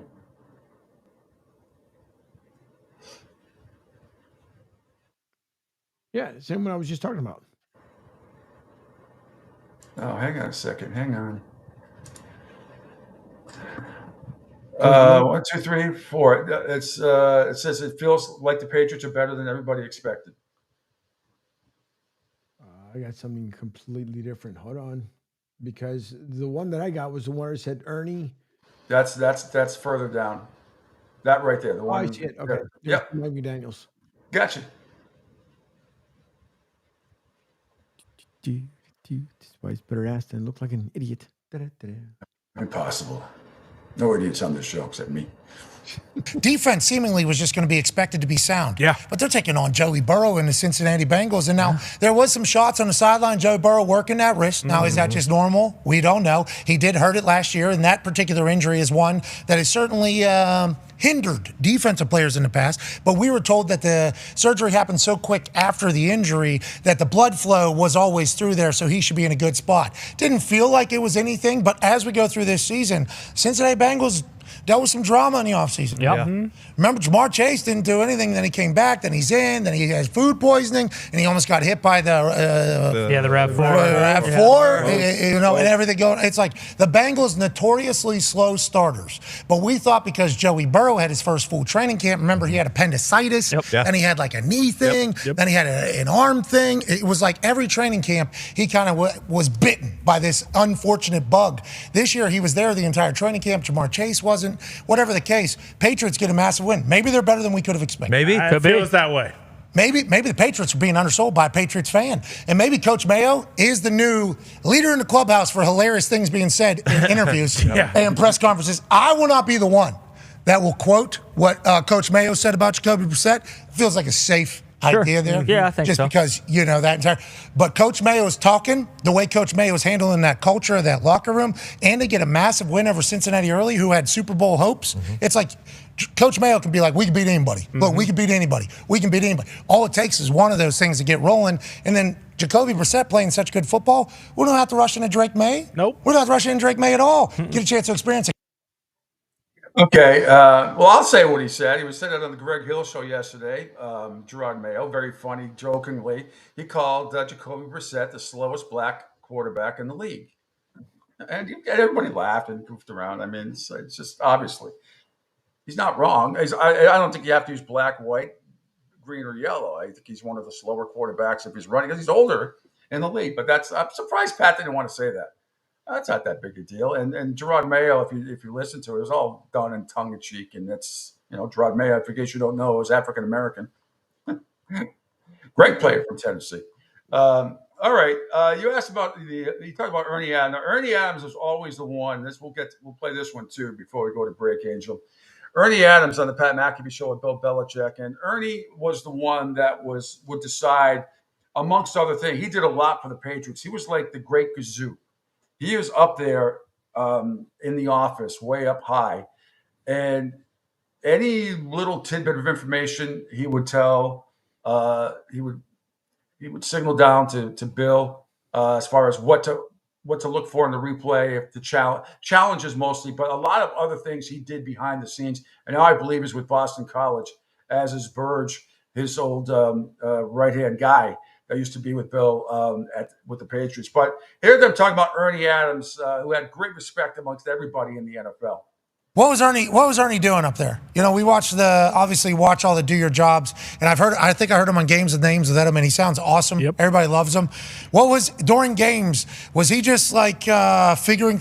My vision of him is the Zach Galifianakis thing at the blackjack table where he's counting the cards and he just knows what's going on, but for football. Is that an accurate depiction of who Ernie? Yeah, that's pretty good. Yeah, it's pretty good. First analytics department. First analytics guy of all time. Yeah, and there was he wasn't really a chart guy. He just knew everything. But yeah, Ernie was on with every play. So he was on when we were on offense and we were on defense, he would flip over. If there were any decisions to be made in terms of taking or declining a penalty, 2-point plays, anything like that, you know, fourth down situations, what to do. I would consult with him on every one of those. And then a lot of times after the series, I would go back and talk to him on a telephone so I wouldn't tie everybody else up on the line and just say, you know, after a couple of series, hey, Ernie, what's this look like here? You know, and he'd say, well, it looks like we can pass block him, but we're not going to be able to run block him today. And, you know, let's forget about the running game. And you know, we need to start throwing the ball or whatever the case might be. You know, we can't match up with this receiver. We're going to have to start doubling this guy. They haven't hit him yet, but, you know, we need to help, you know, cover that guy. Or this is what they're trying to do. I can see what their game plan is. They haven't really hit us on it because we've been in a lot of cover 3, but these are all cover 2 beaters. They're going to try to beat us in cover 2 and, you know, things like that. So it was really awesome. So you two were a tag team? I mean, what are we even talking about? Sounds like these are superpowers combined. I mean, that's a weapon. That is a weapon. Ernie's really smart, and you know, he had a great feel for the game, and he had a great anticipation of kind of based on who the coordinator was, who the coach was, who the players were, kind of what they would be thinking or what they have done in similar situations in the past. He had a great memory. Has a great memory. Hey, Ernie, good job, Ernie. Legend. Thank you, Ernie. Good job, Ernie. An extra set of eyes that are in front of what? A football genius mind. Yeah, just Crazy. hanging out, got the headset on. Come on. Right back into it. I mean, what a time. Congrats to you both. Legendary stuff. All right, that's good stuff. If I can make an analogy, my geeky analogy, Bill Belichick would be Captain James Tiberius Kirk, and Ernie Adams would be Mr. Spock, Commander Spock. Sounds good to me. Sounds good to me. All right, quick break. Jake Flanley going to join us from Ann Arbor, and we'll get his thoughts on the Tyreek Hill situation, college football stuff, Michigan, Texas, and a whole lot more. Coming up next here on the Pete Shepard Show on the Coastal Sports Network. Hi, folks. This is Gerard Moynihan of Moynihan Lumber, and I would like you to know that our company has been selling Anderson windows for over 60 years. See the complete line of Anderson windows at any of our 3 locations in North Reading, Beverly, or in Plastown, New Hampshire, or at MoynihanLumber.com. What's up, Southwest Florida? Jim and the Beef Guy here. Fort Myers, we answered your call. We're pumped to announce the opening of our second location. It's on 41 just north of the Edison Mall. And guys, nothing's changed here. The beef, the sausage, the breaded steak, our Maxwell Polish. Now serving you in 2 locations, Fort Myers and Bonita Springs. And don't forget, if you're having a party, check out our catering menu. Hey guys, when you're at the counter, don't call it Gardenia. It's pronounced Jardiniere. Ion Tampa Bay is the latest news, weather, and traffic for Pinellas, Pasco, Ellsboro, Hernando, and surrounding communities. Stay connected on X, Facebook, and their website, iontb.com. Ion Tampa Bay keeps you informed on breaking news as it happens. Southwest Florida's newest game in town. Sports Radio 102.9, the game powered by Ion Tampa Bay. We'll be right back. Right now, our country feels divided, but there's a place where people are coming together. I gotta tell you, I was nervous to talk to someone so different than me. Me too, but I'm glad we are. Love Has No Labels and One Small Step are helping people with different political views, beliefs, and life experiences come together through conversation, and it feels good. Wow, your story is so... Interesting? Yeah. When people actually sit down, talk, and listen to one another, they can break down boundaries and connect as human beings. At lovehasnolabels.com/onesmallstep, you can listen to amazing, life-changing conversations and find simple tools to start a conversation of your own. I know one thing. This conversation gives me hope. It gives me a lot of hope, too. Take a step toward bringing our country and your community together by having the courage to start a conversation at lovehasnolabels.com/onesmallstep. A message from StoryCorps, Love Has No Labels, and the Ad Council. People do some pretty cool things in their 40s and 50s. Why should saving for retirement be any different? I mean, they go back to college, learn new instruments, start skateboarding. Whoa! Okay, maybe that one's not for everybody, but saving for retirement is. With aceyourretirement.org, you can get on track with your retirement savings no matter your age. Just have a 3-minute chat with Avo, the friendly digital retirement coach from AARP. You'll get personalized recommendations based on your input that are easy to understand and work with your lifestyle. It's quick, easy, and free. Plus, it's sponsored by AARP, so you know they got your back. Woohoo! Gnarly move, Dad. Thanks, sweetie. So wherever you are in your retirement savings journey, head to aceyourretirement.org and start chatting with Avo today. That's aceyourretirement.org. A message from AARP and the Ad Council. Adopt US Kids presents What to Expect When You're Expecting. A teenager. Learning the lingo. Today I'm going to help parents translate teen slang. Now, when a teen says something is on fleek, it's exactly like saying, that's rad. It simply means that something is awesome or cool. Another one is totes. It's exactly like saying, totally, just shorter. As in, I totes love going to the mall with Becca. Another word you might hear is jelly. Jelly is a shorter, better way to say jealous. As in, Chloe, I am like so jelly of your unicorn phone case. You don't have to speak teen to be a perfect parent. Thousands of teens in foster care will think you're, rad, just the same. To learn more, visit adoptuskids.org.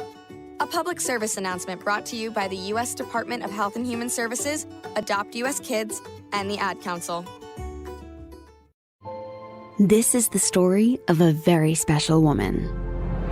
In a matter of seconds, she turned herself into a great mathematician or an entrepreneur. Her knowledge was limitless and still is. She could also make monsters disappear, especially those that lurked in the shadows under the bed. Once, this woman put back together a teenage girl's broken heart, which had been shattered in 1,000 pieces, just by giving her a bear hug. She masqueraded as a regular person at work, but as a superhero at home. Everyone knows her as Gabriella. I still call her Mom. Your hero needs you now, and AARP is here to help. Find the care guides you need to help, complete with tips and resources at aarp.org/caregiving. A public service announcement brought to you by AARP and the Ad Council. Don't spaz out because your team lost. Let Pete do it for you. Now, back to the Pete Shepherd Show. Welcome back to the Pete Shepherd Show. Yes, this beautiful background behind me, not too far away from me. Decided to change things up a little bit. Thanks for checking us out here on the Coastal Sports Network on this Tuesday, September 10th. Follow me on Twitter and X at PShep326 at SR1029thegame.com. Powered by Ion TV, CSN Florida, Rumble, Spotify, LinkedIn, Twitch, and YouTube. You can call or text the show 727-858-6650. Jay Flannelly going to join us from Ann Arbor in just a minute or so, whatever. I did mention early on in the show about Tom Brady and his not so great rookie broadcasting performance as a color analyst. And let me just get into specific reasons of I think it has the potential to get better, but I'll tell you why. He's under broadcast restrictions. I don't think a lot of people understand this. That's because it's related to his bid to purchase a minority stake in the Las Vegas Raiders. And due to his impending ownership venture, he is not able to attend in-person or online broadcast production meetings and cannot access team facilities, players, or coaches. Also, he must adhere to league constitution and bylaws prohibiting public criticism of officials or other clubs, the latter of which applies to all 32 NFL teams except for the Raiders. So take all that into consideration. And, Angel's done play-by-play and stuff and understands that, being part of production meetings and everything is a big part of understanding. Sometimes even coaches will reveal, hey, we might run a trick play or two. Get ready for it so you're not surprised. It might happen in certain situations. But if Tom Brady is under all of those restrictions, then it's kind of interesting about why they even made him the number one guy right now. Because because of his possible bid to purchase a minority stake in the Las Vegas Raiders, he can't say a hell of a lot right now on TV. That's the deal. All right, joining me right now from Ann Arbor is the one and only Jay Flannelly. We're going to make this a weekly thing on Tuesdays. Good morning, Jay. Good morning, Pete. How you doing, buddy? Good. I'm doing great. How are you doing? You get arrested on the way to work today by the Miami cops? Holy moly. Well, they're 2 hours away from me, so I mean that's on the East Coast. But certainly, I've been through that parking lot many times. I know exactly where it was. Sure. Yeah, that's just it's a disturbing. We played all of it, all the new footage, about 6 minutes worth of video we played today, and your thoughts. I mean, I'm pro law enforcement. I am pro law enforcement. Always sure. have. Well, I think most people are. This was no question overly excessive. Like I said, if I had to nitpick one thing, maybe Tyreek should have rolled down the window when they asked him to. But you know what? You get the feeling that even if he did that, he was still going to get thrown out of the car. It was just, I think it was just way over the top. Sure. And, I mean, what they did to Calais Campbell. Yeah. And Jonas Smith, who's like the nicest guy in the NFL. I mean, you and I watch and follow all these teams. He's like the NFL Man of the Year, Walter Payton Award. I mean, and he's also like 6'9", so, I mean, and he's a D lineman, so it was just an awful situation, and I'm sure Hill and his people are going to sue the hell out of them and take them down. But another awful example of power grabs getting just too much. It's just awful. awful. And cool that he scored and did the touchdown and everything. That was good. But he's unbelievable. He's a great, great player. Oh, no question. Look, and by no means is he any type of choir boy. You go back. No. But I got to separate the past from the present, and Of course. I just think it was overly excessive. And one officer was already on administrative leave. I suspect another one is going to, they're going to be forced to. I don't want to see anybody lose their job, but it just seemed like it was such a bad look. I don't know if it's ego-driven or what, or if they found it's a bad look for Miami-Dade right there. Well, sometimes Pete, and I'm in a big college town. Sometimes when you get to deal with like a celebrity status level player, you get all amped up and it magnifies everything, and it's just celebrity status type thing. People just they don't think straight.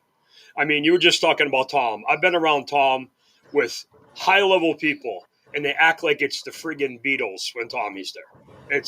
You'd be amazed. And you've been around a lot of big celebrities and stuff. So it's just stupid, but hopefully things work out. But the cool thing last night with the Monday night game was the Ricky Pearsall thing. Yeah. My business partner, Kathy's a huge 49ers fan. Mm-hmm. And I was telling her about this where the two first responders, I believe one was an EMT and the other one was a police officer. And the police officer was working the game last night, and they got honored with Ricky. He looks great, by the way. He doesn't look like somebody got shot like a week ago. Isn't it amazing? Yeah, it is. It really is. Pete, he'll probably be playing by like October. He looks fine. Yeah. I mean, and it's great to see him doing okay. And, I was joking with a couple of my friends. I think we know why the 49ers play in Santa Clara now. Well, yeah, amazingly. The best thing that came out of last night is I just love saying the last place Jets. I mean, it's just a thing of beauty. Okay, Pete. And this is what happens when you don't play in training camp. Peyton Manning brought it up last night during the Manning cast. And not that you have to play every snap in preseason. We need reps. You need reps. You need reps. Okay, Pete, do you know anybody who picked the Jets to be good and picked them to win that game? Well, you text me. I tried to talk you out of it. Maybe I didn't. I did not think they would win. I had a feeling that Aaron would be rusty. He was. And when he was pressured, which was only about 4 times, he sucked. He sucked. Donkey, you know what. And Brock Purdy, he didn't play a lot in the preseason either, but they held a lot better. Besides Brandon Ayuk dropping that ball in the end zone, they played really good. They played really well. That's a really good football team. And how about Mason coming in out of nowhere? Yeah. And that's going to be interesting because he says he was told on Friday he was going to be the starter. I know. The 49ers are going to get in trouble. Kyle says that after the game last night that he never said that. And the NFL is going to investigate. They'll probably get a slap on the wrist or something, but you've got to put the injury report out properly. And Jason, that kid, Jordan Mason, let the cat out of the bag. Not his fault, by the way. Not his fault. But for the fantasy and gambling guys. Yes. Mm-hmm. I mean, Pete, I have 4 fantasy teams. 2 of my teams were impacted by the McCaffrey thing. I'm sure. I won one of them because I had Bryce Hall, and the other guy put Mason in the game. And in the other one, I'm trying to remember what he had. No, he had moved off of McCaffrey now listen, this McCaffrey thing is serious because you're seeing these online doctor guys that do sports. It's an Achilles with his calf. That's bad. Oh, I agree. And Adam Schefter brought it up last night. He didn't think he was going to be able to play. There was about in week 2. I don't either. And then Kyle Shanahan comes on last night and was like, well, I don't know who said that. He must be God. I'm like, well, Adam Schefter's too small to be God. But he's a great reporter. He's not throwing that out there unless he doesn't do that, unless he's pretty damn sure that. And I tend to believe it. I don't think Kyle Shanahan doesn't want to give out too much information to the press right now. But of course. But if Jordan Mason's playing like that, they're not going to miss much. Oh, yeah. He had 28 carries last night. He had that many carries, Jay, since high school. In the Louisville running back who they put in at the end, who's got the weird name, he's really good. The rookie. But no, the other thing that was great, you had me on because of Michigan. Jake Moody. Jake Moody, 6 field goals. And didn't get two extra points too. So fantasy stud. Well, look at and then what's his name yesterday too? On Sunday, I should say, with 6 field goals as well, and then had a punt. The Saints guy. Yeah, they had a punt with Joe. Yeah, I mean, amazing. But the 49ers last night scored. I don't count the last drive because that was a kneel down victory formation thing. 8 consecutive scoring drives. 8 out of 9. They went 3 and out the first series and 8 consecutive scoring drives, 2 touchdowns and 6 Isn't that field crazy? goals. Pete, the thing that's interesting. Where's this great Jet defense? Everybody's telling me. Oh, I know. I'm about to rip them. They're set up, Pete. They're a lot like the Tony Dungy Colts. They're set up to be pass rushers. They're not really good against the run. You know, Dietrich Wise, Vince Wilfork type guys, or Richard Seymour, where they're more. They want to play ahead, and they're not that big in the front. Now they got Quinnen Williams, who's awesome, but he's the interior guy. But their edge guys are just more pass rushers. And listen, this is funny. You watch, they'll pay Hassan Riddick now. Remember I told you that. Yeah. You watch. What is today? Tuesday? They'll sign him by Thursday, Pete. Watch. All right, that'll be interesting. They'll give him whatever he wants. But no, you made a really good point about A-Rod. And you and I remember what Tommy was like when he came out back against Buffalo in 2009. And he was rusty early. Yeah. And then he started hitting the 2 Ben Watson balls. So, and he had the ACL, which is, it's similar to the Achilles. It's a really serious injury. But, and obviously Tommy was younger. It was 2007, so he was like 30. So it was interesting to see that he was tentative in getting rid of the ball. 1-2, the ball was out.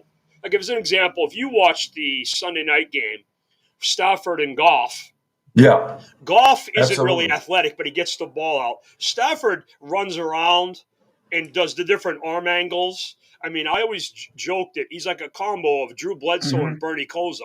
Yeah. Because he's got the bazooka arm, and he does all these crazy side arms, and he's just fun to watch. But he makes the banana head plays. They lost the game because of the interception at the end of the first half, the terrible red zone pass. But it's interesting to watch all these different quarterbacks in the league, the mobility. You mentioned Purdy. He moves really well, but he's not a huge physical talent. But he's a really good player, as guys like Baker Mayfield. And, I mean, there's other guys. And then you have the Josh Allens, who's just a freak show. Tua is more cerebral. Derek Carr, who's more of a West Coast offense, and he's going to have a big year with the West Coast offensive system, the Shanahan system they're running with the Saints. And now they're playing the Carolina Panthers last week, which was a bye week, but so that was it is. Bryce Young was supposed to be all this improved person, and that team is just awful. No, I actually like Canales, but when I go to church on Sunday, I also pray for Canales, Pete. So there you go. So, I mean that quarterback is. I know. You mentioned Josh Allen, which is interesting. Again, just a beast. Man crush, Pete. So hard to bring Man down. crush. I love him almost as much as I love you. Oh, well, it made it move. 2 rushing touchdowns, 2 passing touchdowns. But he said it himself once again. And I know he's, like King Kong coming through there. But, man, that last diving touchdown, he got whacked. He almost got his balls taken out. He had to wrap his left hand at the end of the game. And he said in the press conference, like, I'm not going to last very long if I keep playing like that. I mean, he said it, but he keeps doing it. He keeps going head first and half helicopter flips in the end zone. And I mean, I don't want him to bust his throwing hand. I mean, it's just, I appreciate his effort, but my God, he's been doing this for years now. I know. And, it's going to only be a matter of time before something serious happens if he keeps doing it. So, Pete, when you look at that and you look at the game Lamar had, where Lamar's whole line got him killed against the Chiefs. The mobile run-around guys, Jalen Hurts is dialed down, and now they have Barkley. And Lamar's going to be okay because they got King Henry. And if you watch that game, I was texting so many of my friends, and I think I mentioned this to you. Spagnuolo was just selling out to stop King Henry. And he was making Lamar win the game. So, and then Lamar's O-line sucks. I mean, they were getting him killed. And so it's going to be interesting to see. Yeah, if it wasn't for his scrambling ability, he kept them in that game. Without and really, except, But when it came time to make that throw, you can make all the bullshit excuses you want. I You know. gotta hit Zay Flowers there. You gotta without hit him with question. that. You gotta hit him with that pass. And then we're talking about, and at the very end, they lose by a toe. If that guy's shoe size is a quarter of an inch smaller, Baltimore wins the game. And then what are we talking about? What's the narrative now? So it really is a game of inches. No, it's crazy. And Isaiah Lakely, by the way, from Everett, Everett, Mass, the tight end for them. No, Zay, I love Zay. Here's the thing about the Ravens. Now, they got to figure out the offensive line. And Pete, you and I talked about this. Their O-line coach just died. Yeah. I mean, very much like Dick Rabine in 01 with the Patriots. Now, that was early in training camp. The O-line coach just died. Yeah, Delisandros, yeah. Yes, who's been there forever. I mean, Coach Harbaugh's been there. John. Yeah. There's two Coach Harbaughs. Yeah, John's been there, 17 years? He and Tomlin have been at their jobs forever. They're the two longest tenured coaches now that Pete Carroll and Belichick are gone. But it's going to take them time to reassess and readjust. And that was a position they kind of redid in the offseason. You know, they paid a couple of their D-line guys. But no, they have good receivers. Bateman, and they're all high picks. Bateman and Flowers, and then Mark Andrews, who they're kind of phasing out. He looks done. He had major ankle surgery, and that's why likely he was playing more. And even you see this to a lesser extent with the Chiefs, where they're getting ready to move off Kelsey because the Noah Gray's playing more. Yeah. And obviously, I don't know. How old is Kelsey? He's like 35? Something like that, yeah. Yes. So he's not 20. So you got to – and that, you know this position because when you and I really got hardcore in the Patriots, Ben Coates, you play that position, you get your ass kicked. And you physically get beat up. Gronk. Well, Gronk is the greatest blocking tight end I've ever seen in my life. I mean, and the thing about Gronk, what made him so awesome, is that he loved it. And I'm old school with Russ Francis back in the day, who also was a great Mark tight end. Mark Bavaro, absolutely. Dave Casper. But Gronk loved to block. He loved it almost as much as catching the ball. He loved pancaking people. I'm going to give you a great story. The home opener, I think it was in 17, where they played Houston. Yeah. And Tom hit the bomb to Brendan Cooks to win the game. Yeah. Yep. They had an emergency situation come up. This is when Nate Solder was dealing with his son having the cancer thing. Oh, yeah. Yeah. So Nate was dealing with some stuff, and their other tackle, I think it was Sebastian Vollmer, or Marcus Cannon was hurt. It was Vollmer. And Ladrian Waddle was playing. Then he got hurt in the game. Mm-hmm. They were going to put Gronk at tackle. Yeah. And I believe it. Yeah, it was just so many things going on. And you go back and watch, there's videos. He blocked Haloti Ngata. He knocked Terrell Suggs out on his feet with that famous fast elbow off the line. Ric Flair would be proud. He got him right in the chops. Woo! Hey, coming off the line. That was good. Woo!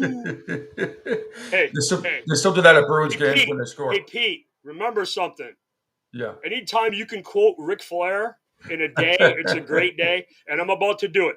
Hey, Pete? Yes. You can't be first, but you can be next. I love it. Speaking of being huge U of M guy, he wanted to come here. This is a great story. He wanted to come here, went on his recruiting trip. He's living in Minnesota. He ditched his recruiting guys and spent the whole night at a sorority house. He was Ric Flair when he was in high school. How did Ric Flair get into the sorority house and spend the night there? Well, when he was in high school on his recruiting trip. On his recruiting trip. So my point is, he was Ric Flair when he was 17. That's what he would do tonight if he was here. He would go through the exact same thing. And one of my football alumni buddies, Jim Brandstatter, had a great line. He said, I think Rick made the right career choice. Absolutely. Before we get into Michigan, Texas a little bit in the future of the Wolverines this year, and I wanted to get your thoughts. And I brought this up right before you came on. Tom Brady didn't have it was a bad look on Sunday, let's be honest. He had a couple of things right with Micah Parsons, but when people don't realize, and I just told everybody that he is under advanced stuff you were talking about. Yeah, but he is under massive restrictions because of his bid to purchase a minority stake in Vegas.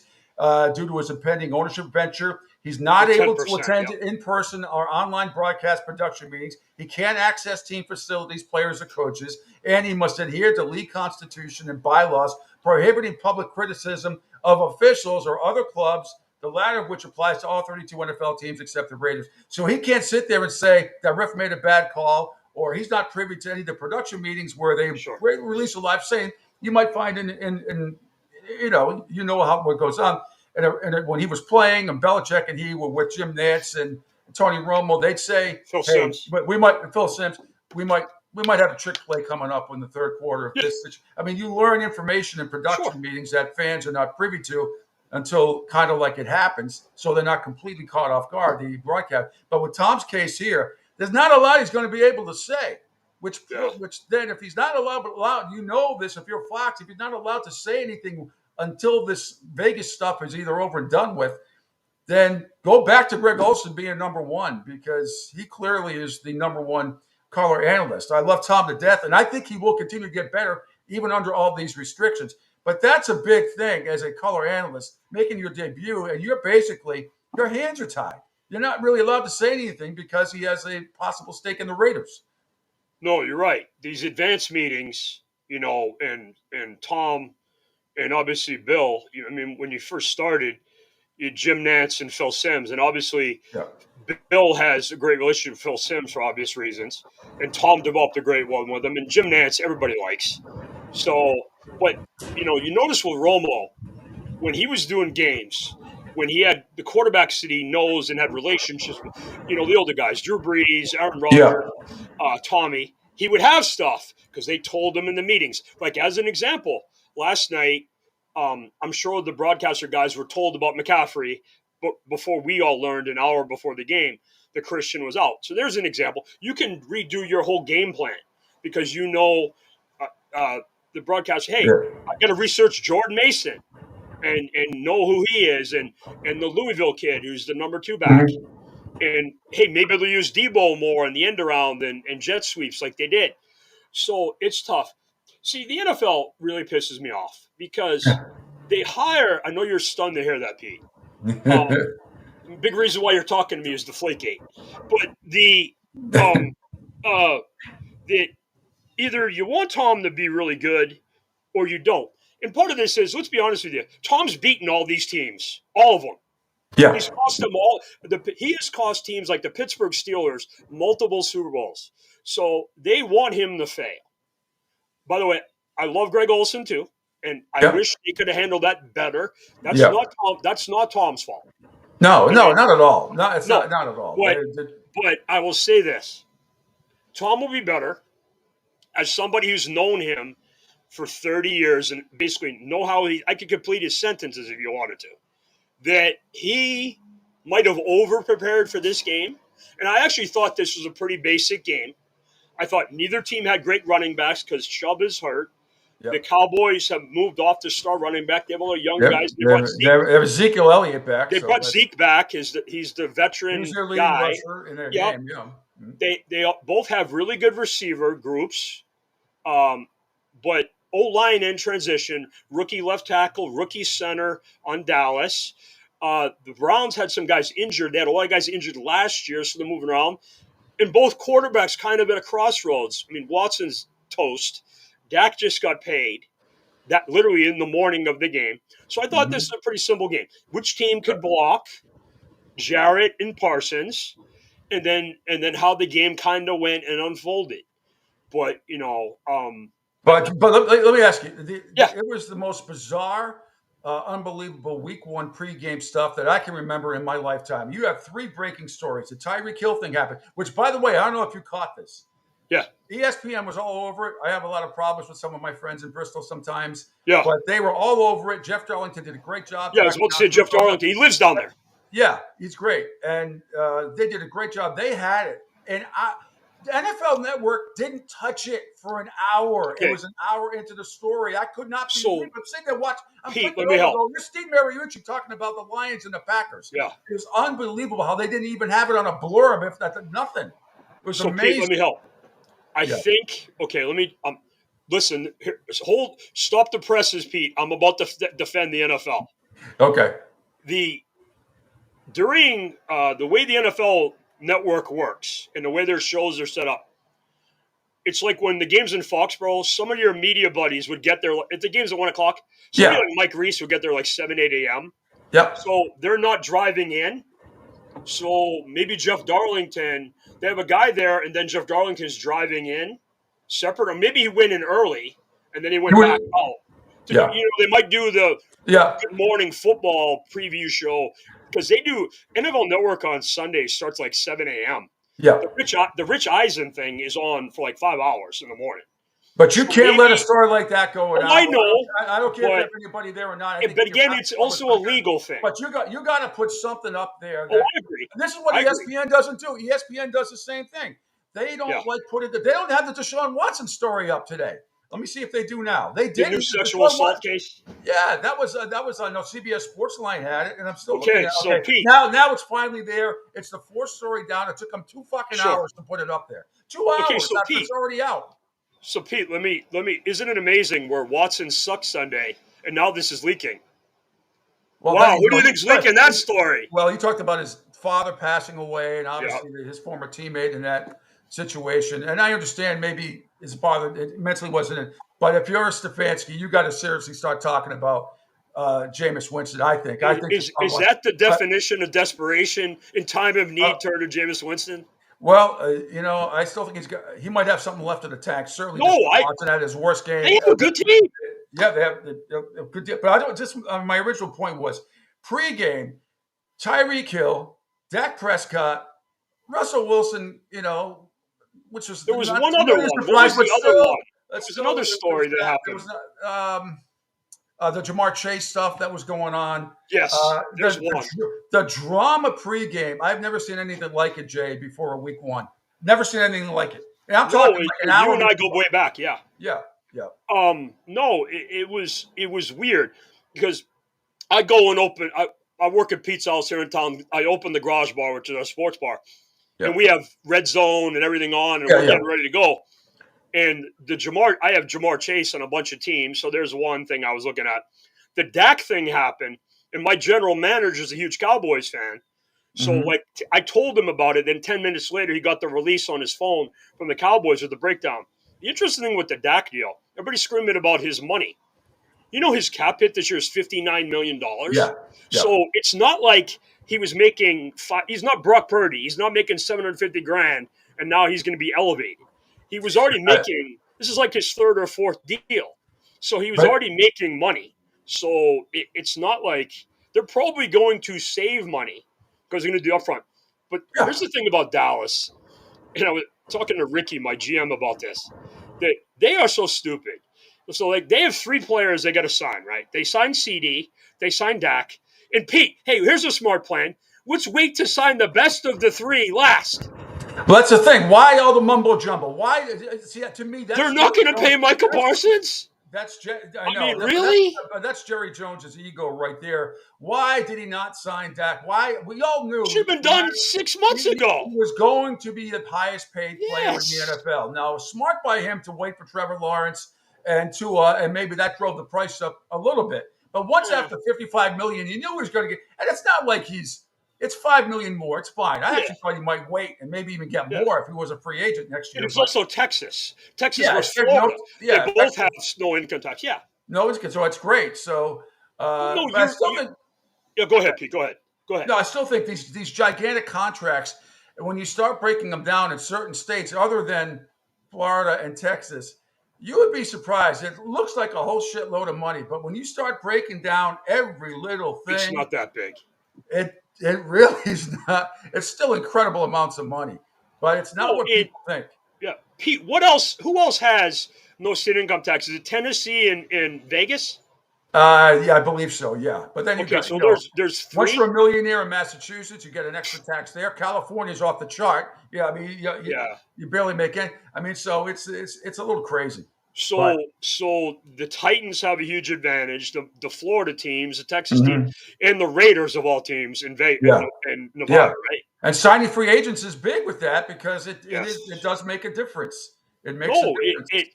DeAndre Hopkins and Ridley both used that against the Patriots. Yep. So no, Absolutely it's crazy when you think about this. No, but it was weird having all these breaking news stories at like between 11 and noon, and that doesn't happen very much. We not like that. The inactives, and like you said, they knew they were going to pay Dak.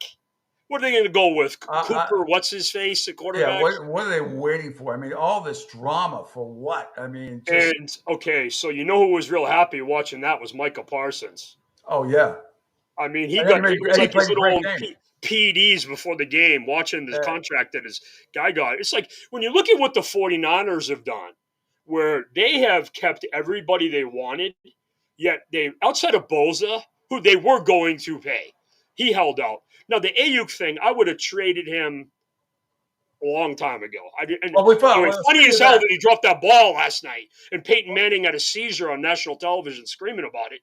But again, it was like, you don't pay Alvin Harper. You pay Michael Irvin. You'll get the analogy. So we find out though the Patriots last week. You offered an over the top number, which a lot of people said they didn't do, and they absolutely did. No, they did. And I don't blame him. He just didn't want to come here because they don't have the quarterback situation is unsettled. I don't blame him one bit. And the tax reason could be as well. I don't blame him. I don't blame him for that. But I knew the Patriots offered him a whole hell of a lot of money, more than anybody else. And he turned it down. And I don't blame him. I think a lot of receivers would have turned it down.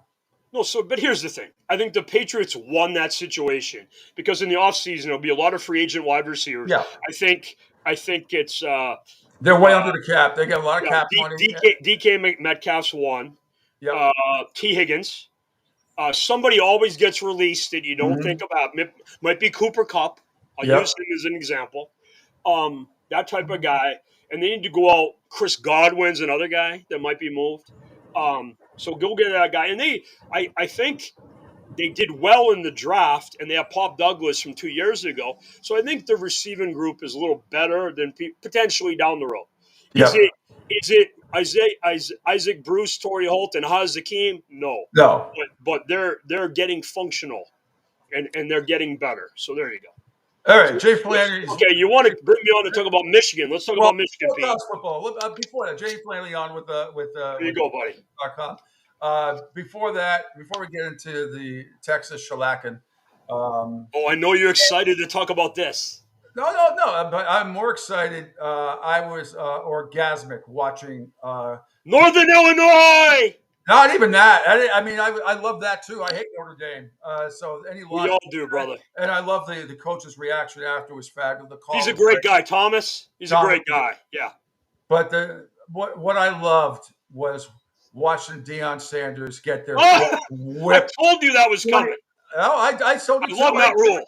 Love Matt Rule. That guy is 1-10 in his last 11. Somebody explain to me why people think he's a good coach. Yes, look at it. They started off 3-0 last year. They won one of their final 9 games, and now they're 0-1 this year. His other son. They beat North Dakota State. I'm sorry, they're 2-10 in their last 12. Come on, I mean that was men amongst boys. It was absolutely fabulous to watch that, and Nebraska kind of took their foot off the gas pedal a little bit in the second half, but that game was over. You could just sense it. Yeah, 28-0 at halftime. And Deion, talking about no adjustments, I thought it was a bad look when Sanders went off the field at the end of the game. Came back. I mean, I don't know. Deion is all about him and promoting himself. Finally took the stupid sunglasses off in the second quarter. But that's his NIL deal for his team, though. It's funny. Yeah, I know. His NIL deals. It wasn't that satisfying to watch him get his ass kicked. So here's the thing, Pete. Forget about Colorado. Think about this. Is Nebraska a playoff team? I think they're going to. Look at their schedule. I think they're going to cause some damage. No one's going to want to play them. No. Yeah, I mean, I think we can make a case for some teams right now. Notre Dame kind of has to. They got to beat Louisville. They got to beat. They have to. They can lose another game. If they lose one more game, they're done. I agree. And the same can be said for Michigan. So, although no, Michigan loses one more game, they're not getting. We didn't lose to Northern Iowa. We lost to Texas. Oh no, I know that. We could lose 3 games and they would consider us. Oh, If you're going to see who you lose to, and by what's the score. Well, it would take a lot for a 3. I don't care who it is, in Power 5, a 3-loss team to get into the Power 5. It would have to be very. Oh, I know it is, but you got to factor in a group of 5. Wouldn't it be funny though? I was thinking about this.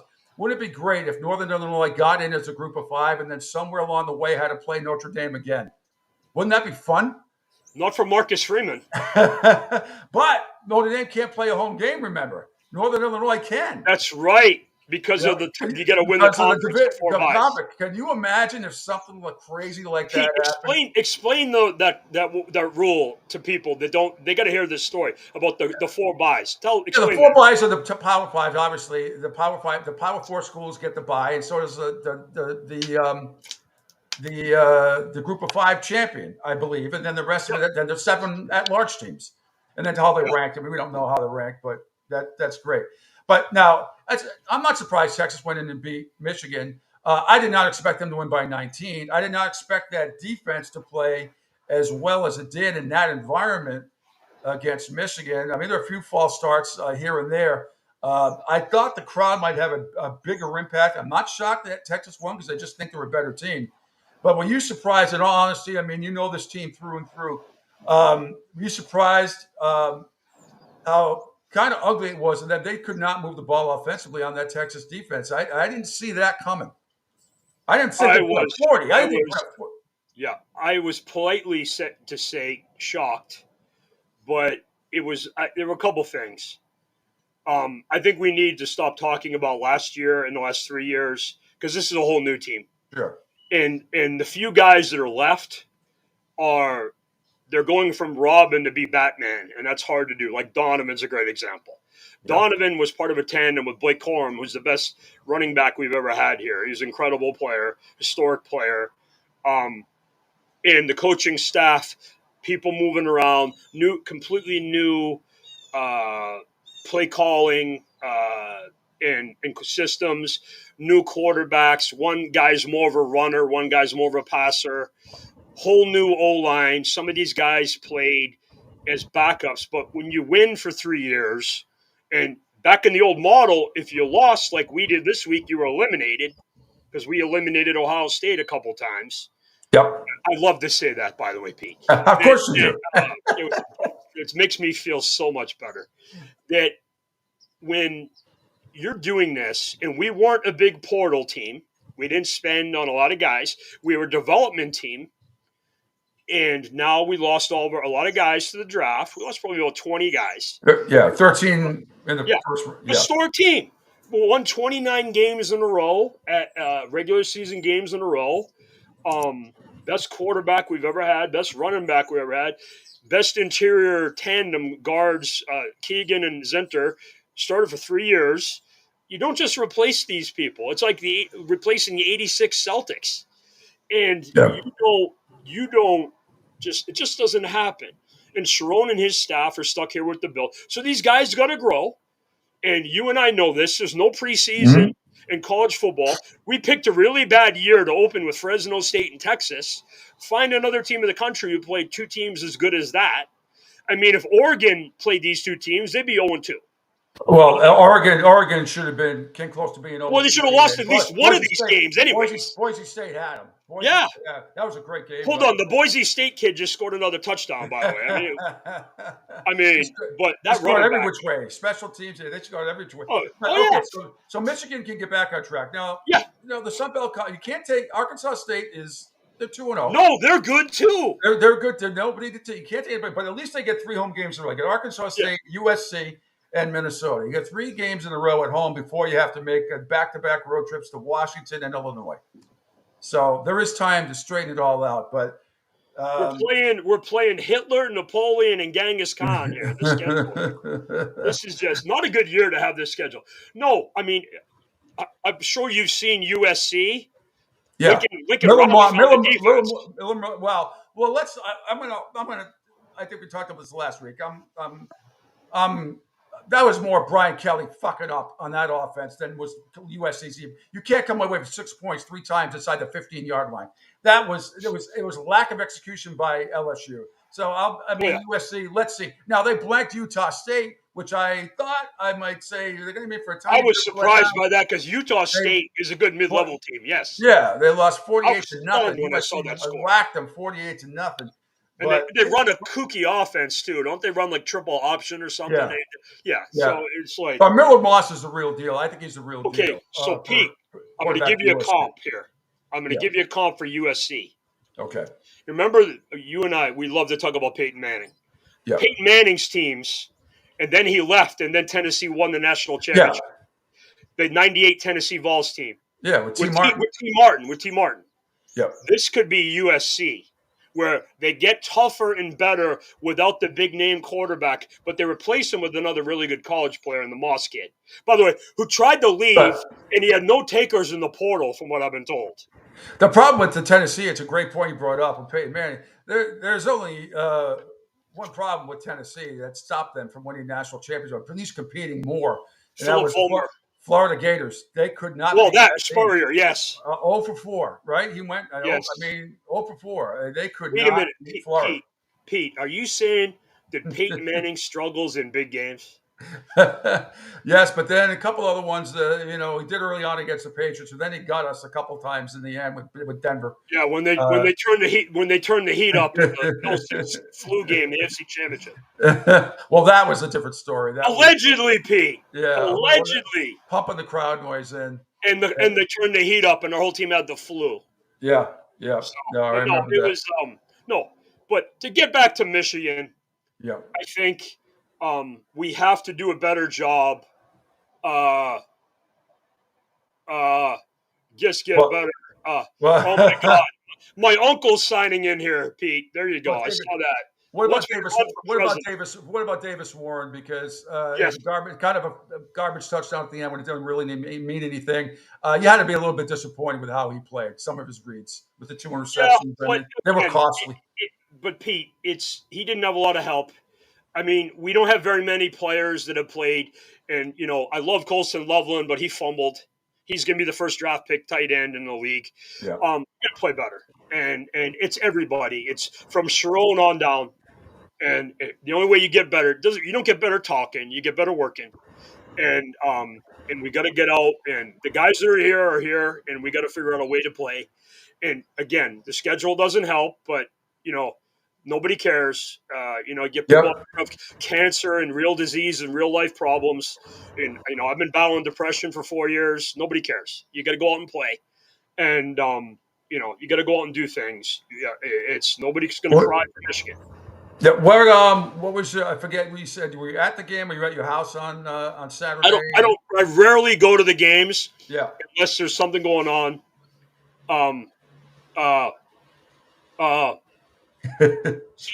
So this guy wants my real thoughts on prime time. Well, we just talked about that. We just talked about that. He's back and watch the beginning. He's more of a promoter. He's more Vince McMahon than Vince Lombardi. There you go. Against Division I teams, not FCS teams like North Dakota State. He's 1-10 in his last 11. Tell me how that's good. Again, they started 3-0 last year. And the team they beat was Colorado State, right? Yeah, and they'll probably beat Colorado State. Colorado State's terrible. They're at Colorado State, I believe, Saturday. They should win that game. I mean, they should. And then after that, I don't know how many more they're going to win. By the way, Pete, here's the other thing. Well, first of all, his other son, the defensive back, broke his forearm. Yeah, he's going to be out. Here's the other thing about this game.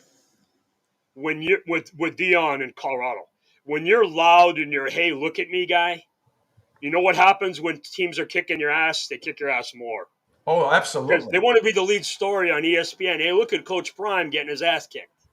Yeah, so I refuse to call him that. You're a loud, look at me type of guy. You're gonna. They won't take that knee at the end of the game on the 5-yard line. They're gonna run it in.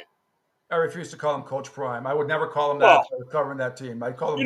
But again, Pete, I have great respect for him because he was a great player, and he and Tommy are friends. So he's a really good guy, and people don't know this. No, there's a lot behind the scenes players and stuff. I'm talking NFL guys. Yeah. But again, it's a big shit show. I'm just talking about professionally, not personally. Professionally, sure. But he wants to be treated. He makes it personal with people. It's obvious. Oh, no, I know. Look what he did to the reporter guy that he blocked out. It's not just him. He did it at Jackson State, too. So, I mean, if he wants to be treated like a professional, treat other people like professionals as well. But the bottom line is he's been a shitty coach. No, he is. Plain and simple. He has been a shitty coach. Nope. So, and that's his job. It's Coach Prime. Yeah. So, Pete, let's talk more about the NFL with the Lions. I mean, the Lions and the Pats. You pick one. What you want to do first? Well, the Patriots. Not one game does a season make, but they shocked the hell out of everybody because we all, including myself, we were on others more than me, but crapped all over the offensive line. My whole thing is, I always say, let's see what Gerard Mayo can do. Let's play a game here. Let's see what happens. All I know is Jacoby Brissett didn't make hardly any mistakes. He was the quintessential game manager. Stevenson ran the ball. The offensive line dominated in the trenches, and Joey Burrow couldn't get out of his own way. Patriots defense, which is a very good defense, played very well. Jamar Chase is bitching and moaning because he only got 6 targets. Well, it's because Gonzalez was all over him in a lot of ways. Yeah. And Gesicki finally did something that he didn't do with Miami and the Patriots, which was catch a touchdown. But other than that, look. They had to crack you off watching Gesicki making a play. 16 points, you're not going to win you a lot of games, but the way they control the clock and the line of scrimmage, I and others at my buddy Dave and Reese, we were shocked at how efficient the offensive line actually was. Well, they kind of settled on the group, and Robinson was great, the Texas A&M kid. The big block on Ramondre's touchdown. Yeah. Listen, great credit to the Patriots. Thought they played well, but that game was more about the Bengals just not being ready to play. And you mentioned the Jamar Chase. Yeah. And a lot of the nonsense with them. T. Higgins not being there. My agent is popping it again. Joey B. I mean, what's going on there? But no. Joey, just put my pants on one leg at a time like our belt. Sometimes I do it like 2 legs, But no. Well, you know what the end of that line is, right? That's that's the whole key, Pete. When your offensive line is a mess, you're not good. It's like defense. When your linebackers are fast, watch the 49ers, your team looks good. And Joey, as far as Cleveland goes with Baker Mayfield, you could not be more right. But it was better for him to leave. And also remember, I don't know if his abilities translate in that cold weather and wind in that stadium because he's more Drew Brees than Drew Bledsoe. He needs elements and things around him to be better, and just leaving is better for him. He's in a great place in Tampa Bay. Great organization, great place. And my business partner, his favorite quarterback, she loves Baker Mayfield. Lastly, before I let you go, because I got to take a break, because then my buddy Mike Petraglia is coming on, who covers the Bengals and the Reds. I love Mike, old Pats guy, Yeah, old Pats guy, great guy, crazy like you. Got to give me Lions talk, baby. Yeah, well, we'll get to Lions. The last thing with the Lions, and great, and they covered too. The line went up from 3.5 to 5.5 at kickoff. I love how you're obsessed with the gambling stuff. Oh well, it matters. Pete, I couldn't pick my nose on games.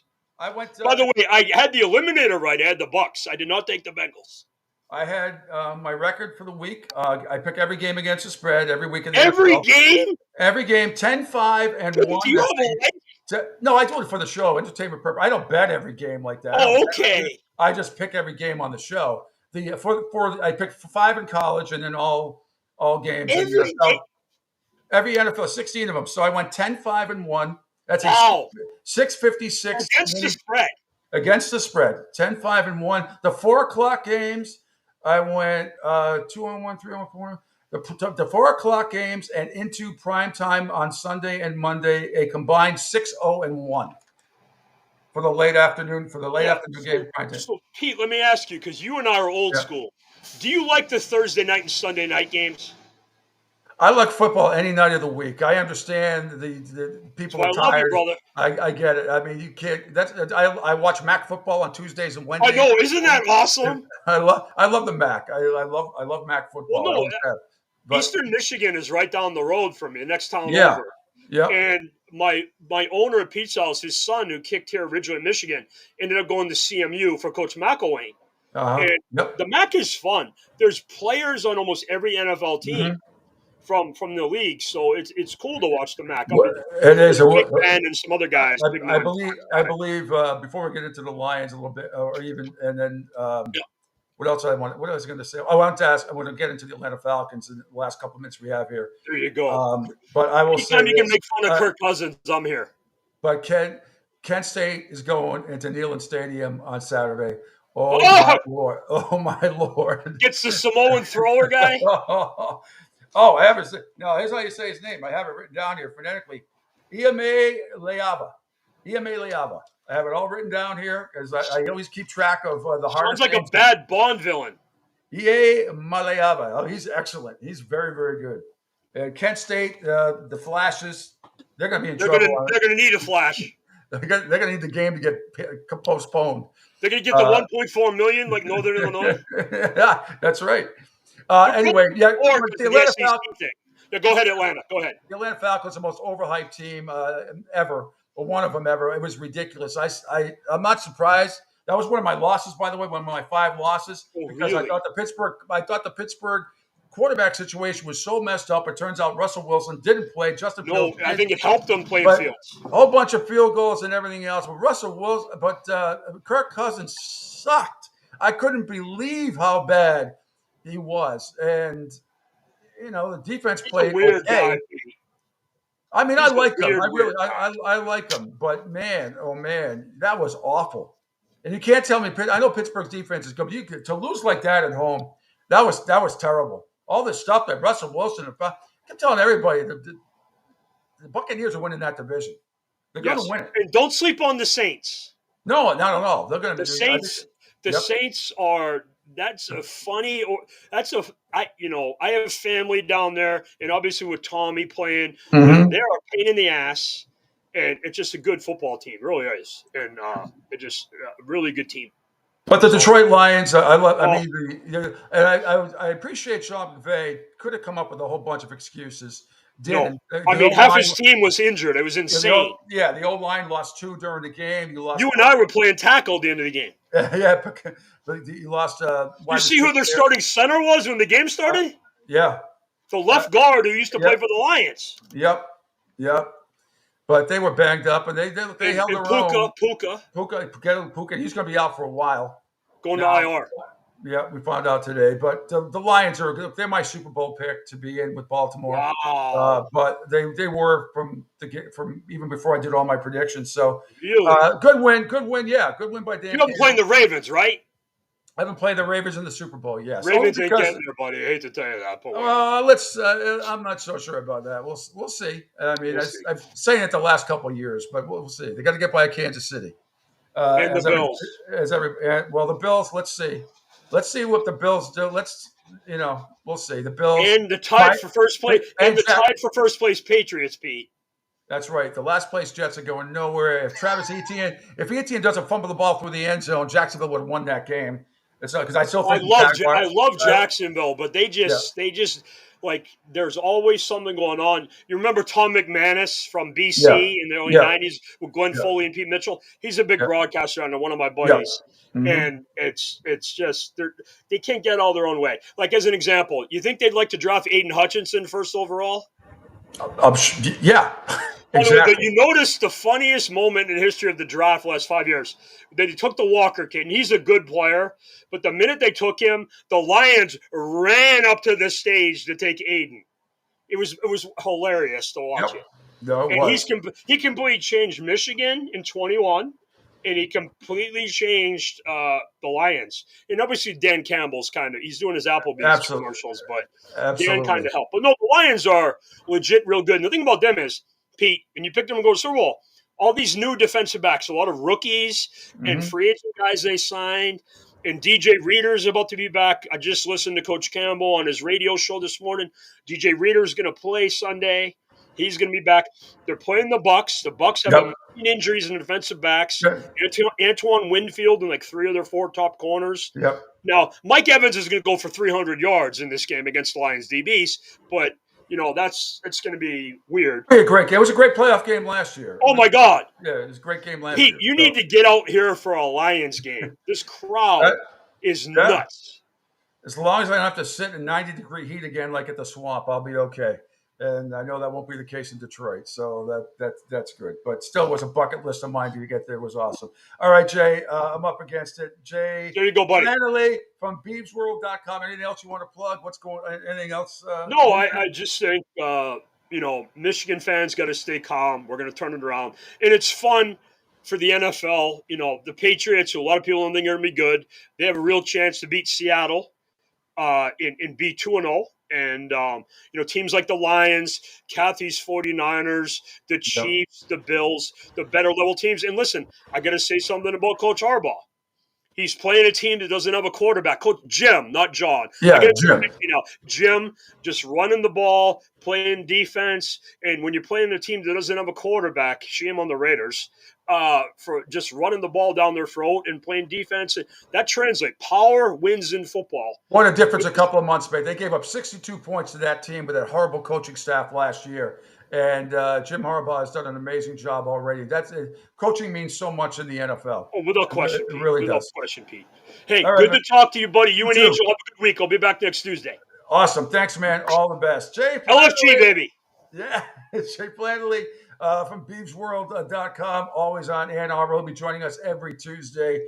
Angel going to take a quick break, and hopefully Mike Petrali will be joining us from Cincinnati, the Queen City, and he will come up.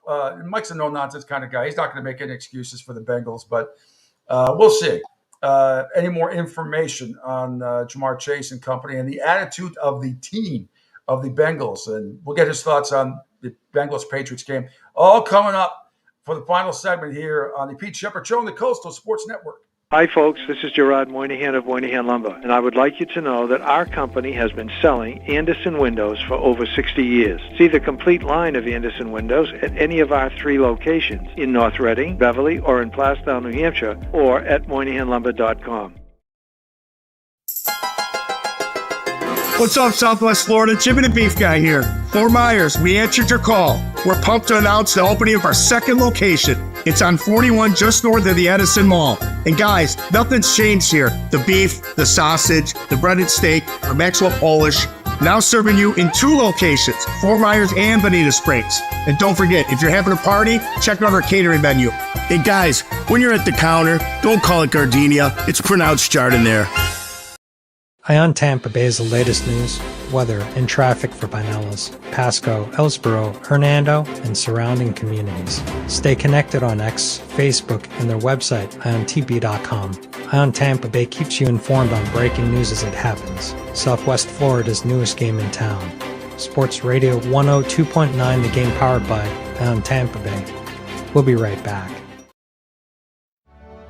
Okay, men, this is your time.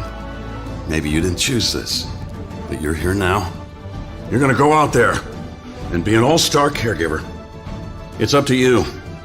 So what are you gonna do? You're gonna go grocery shopping, cook, clean, be there emotionally and physically. You gotta dig deeper. Drive them to physical therapy, doctor's appointments. Don't you forget about the pharmacy.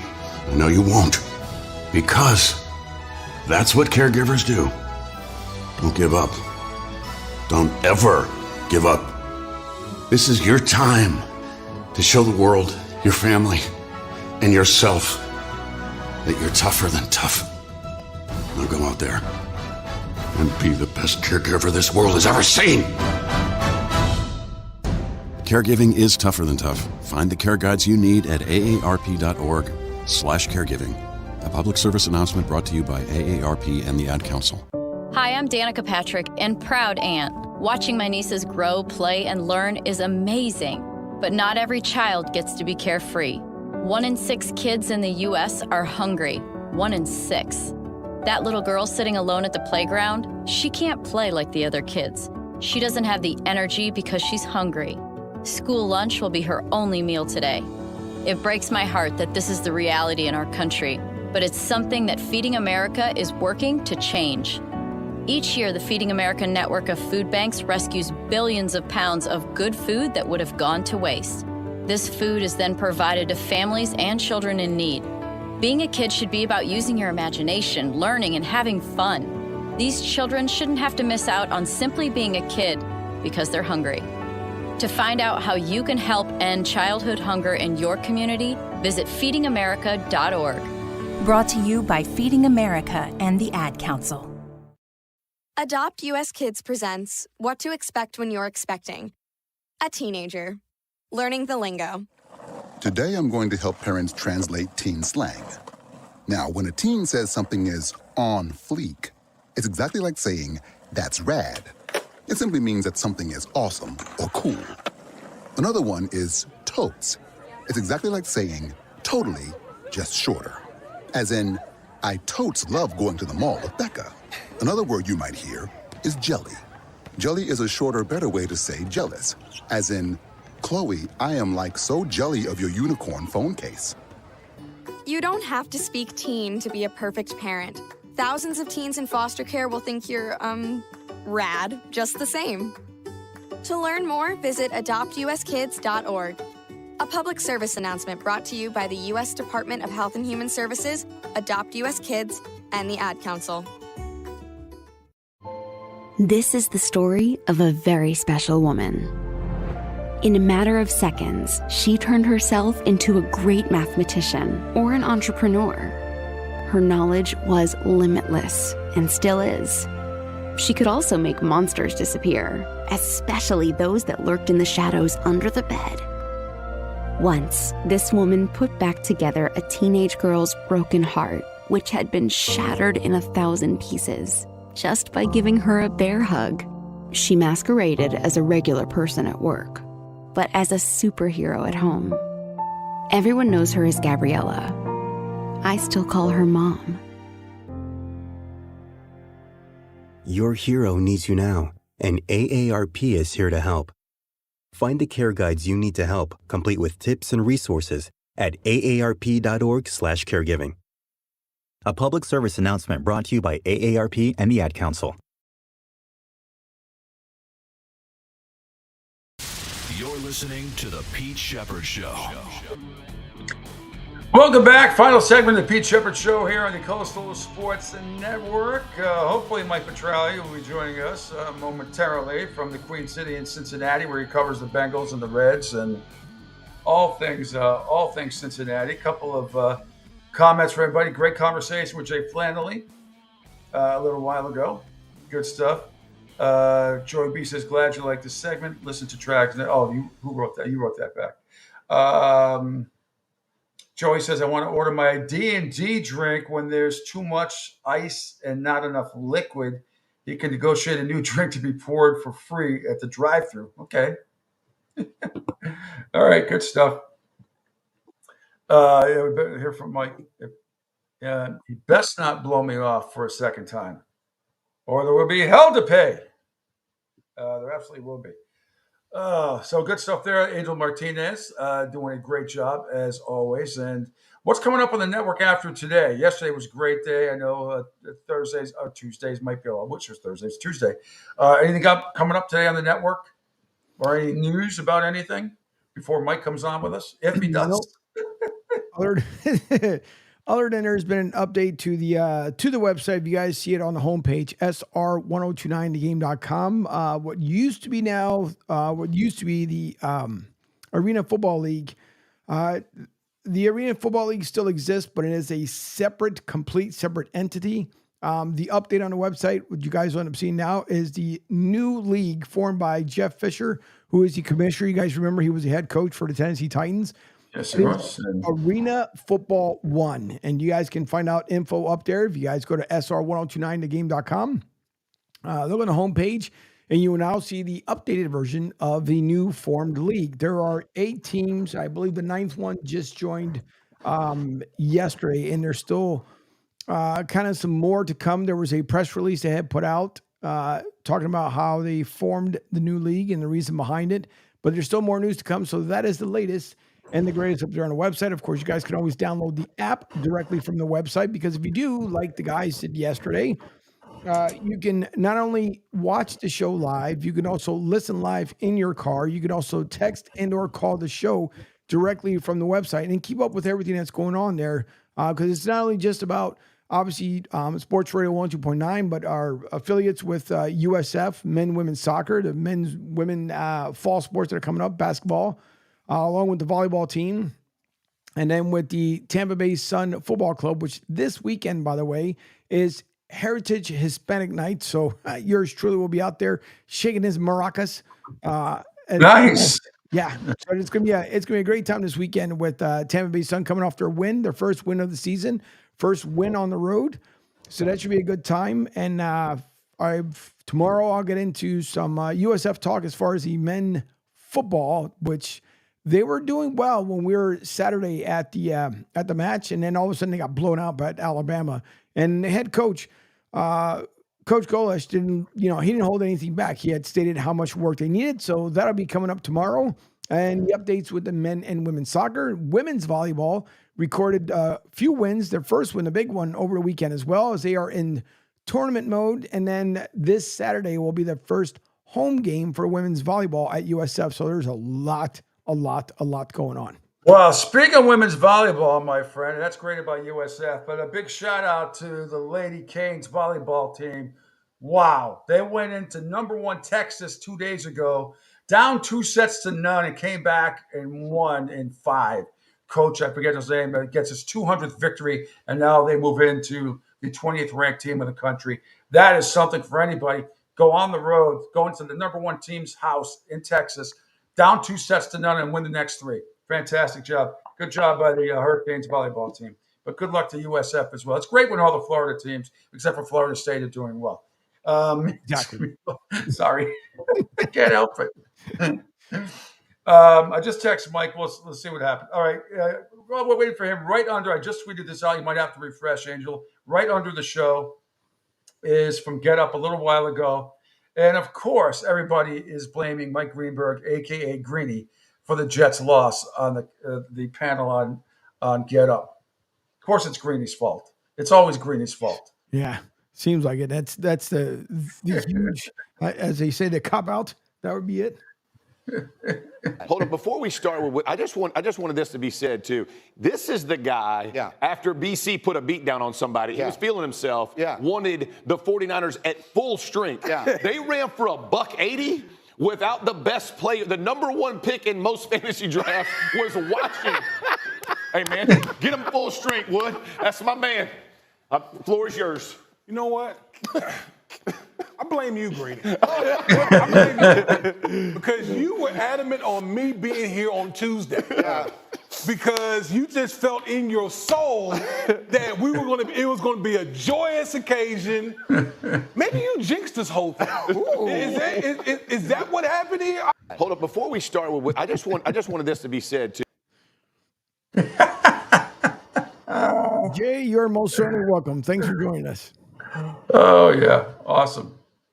Yeah, Damian Wood, I don't count the year he played for the Jets. The Lions are okay. I mean, he was a great center out of Boston College, and then great center with the Patriots for many years. Probably underrated by most counts. But anyway, trying to see what else, anything new while we wait for Mike Petralia, hopefully to join us. So just text him.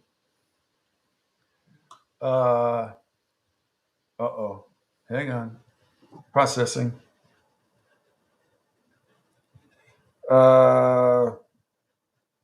Until 10. He's got.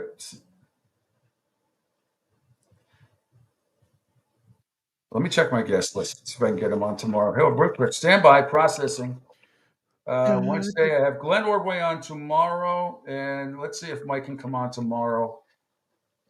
See if he can come on tomorrow, and tomorrow 8:30 or 9. Idiot. Then we can get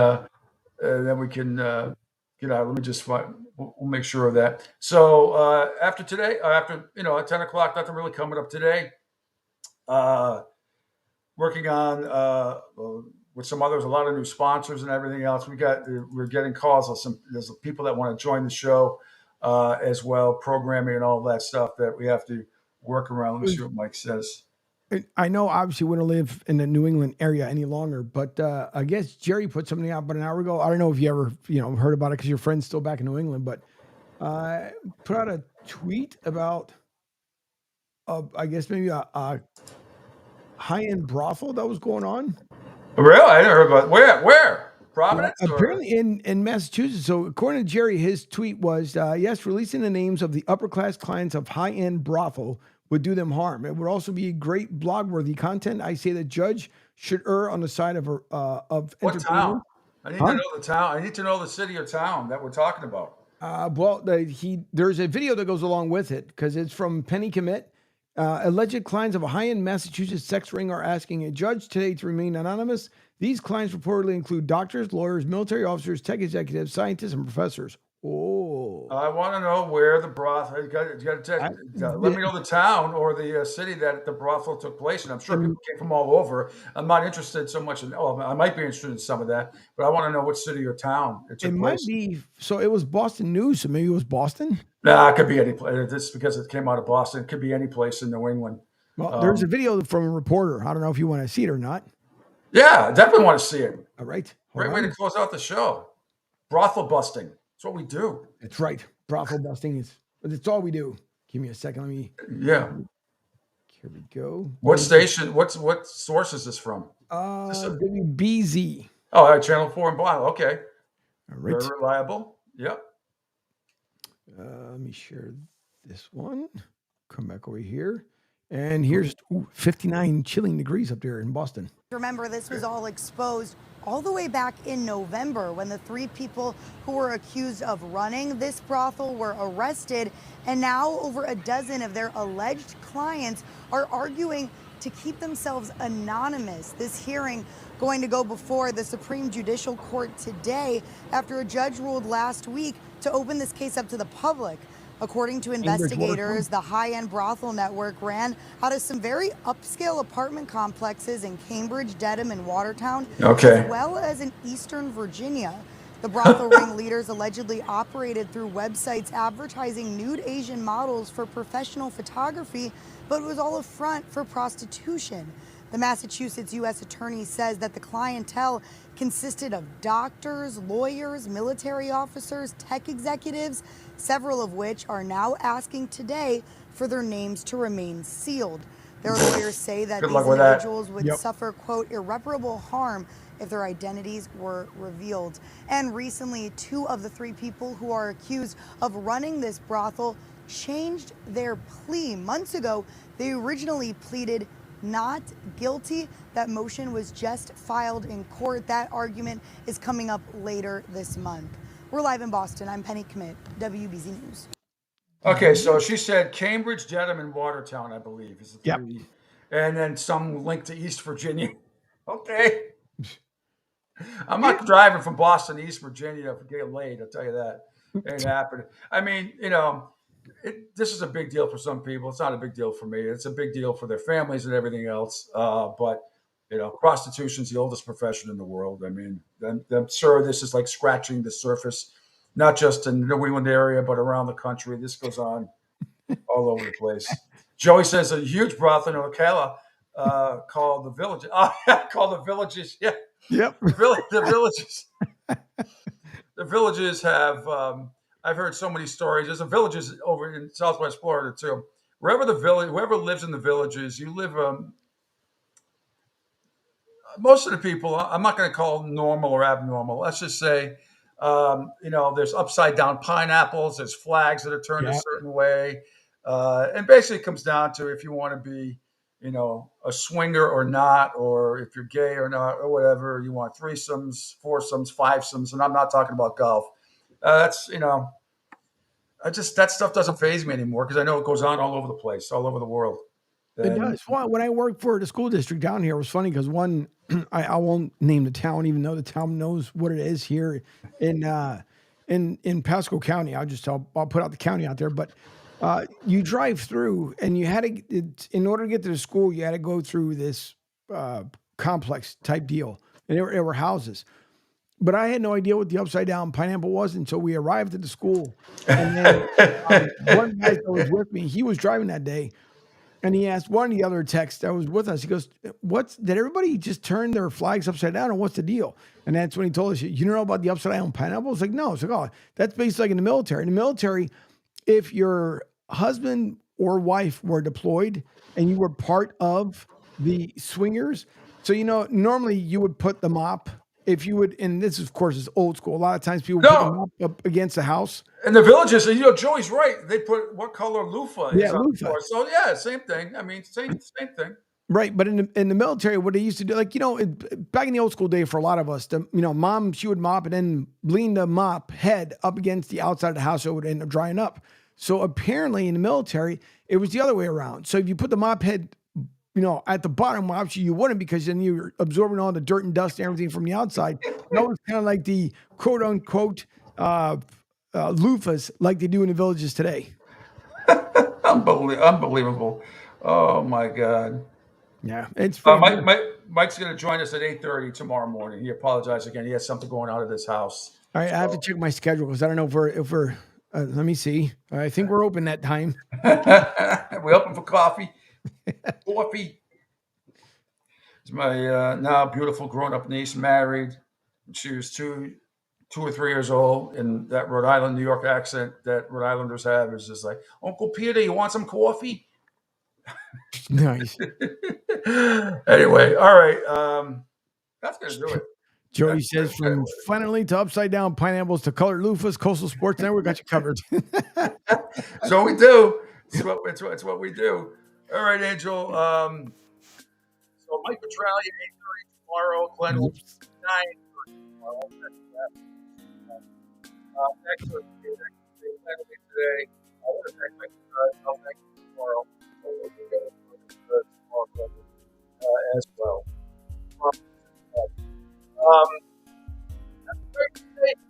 Of your Tuesday, everybody. I am Pete Shepard. This is the Coastal Sports Network. I am back tomorrow at 7 a.m., baby. Bye.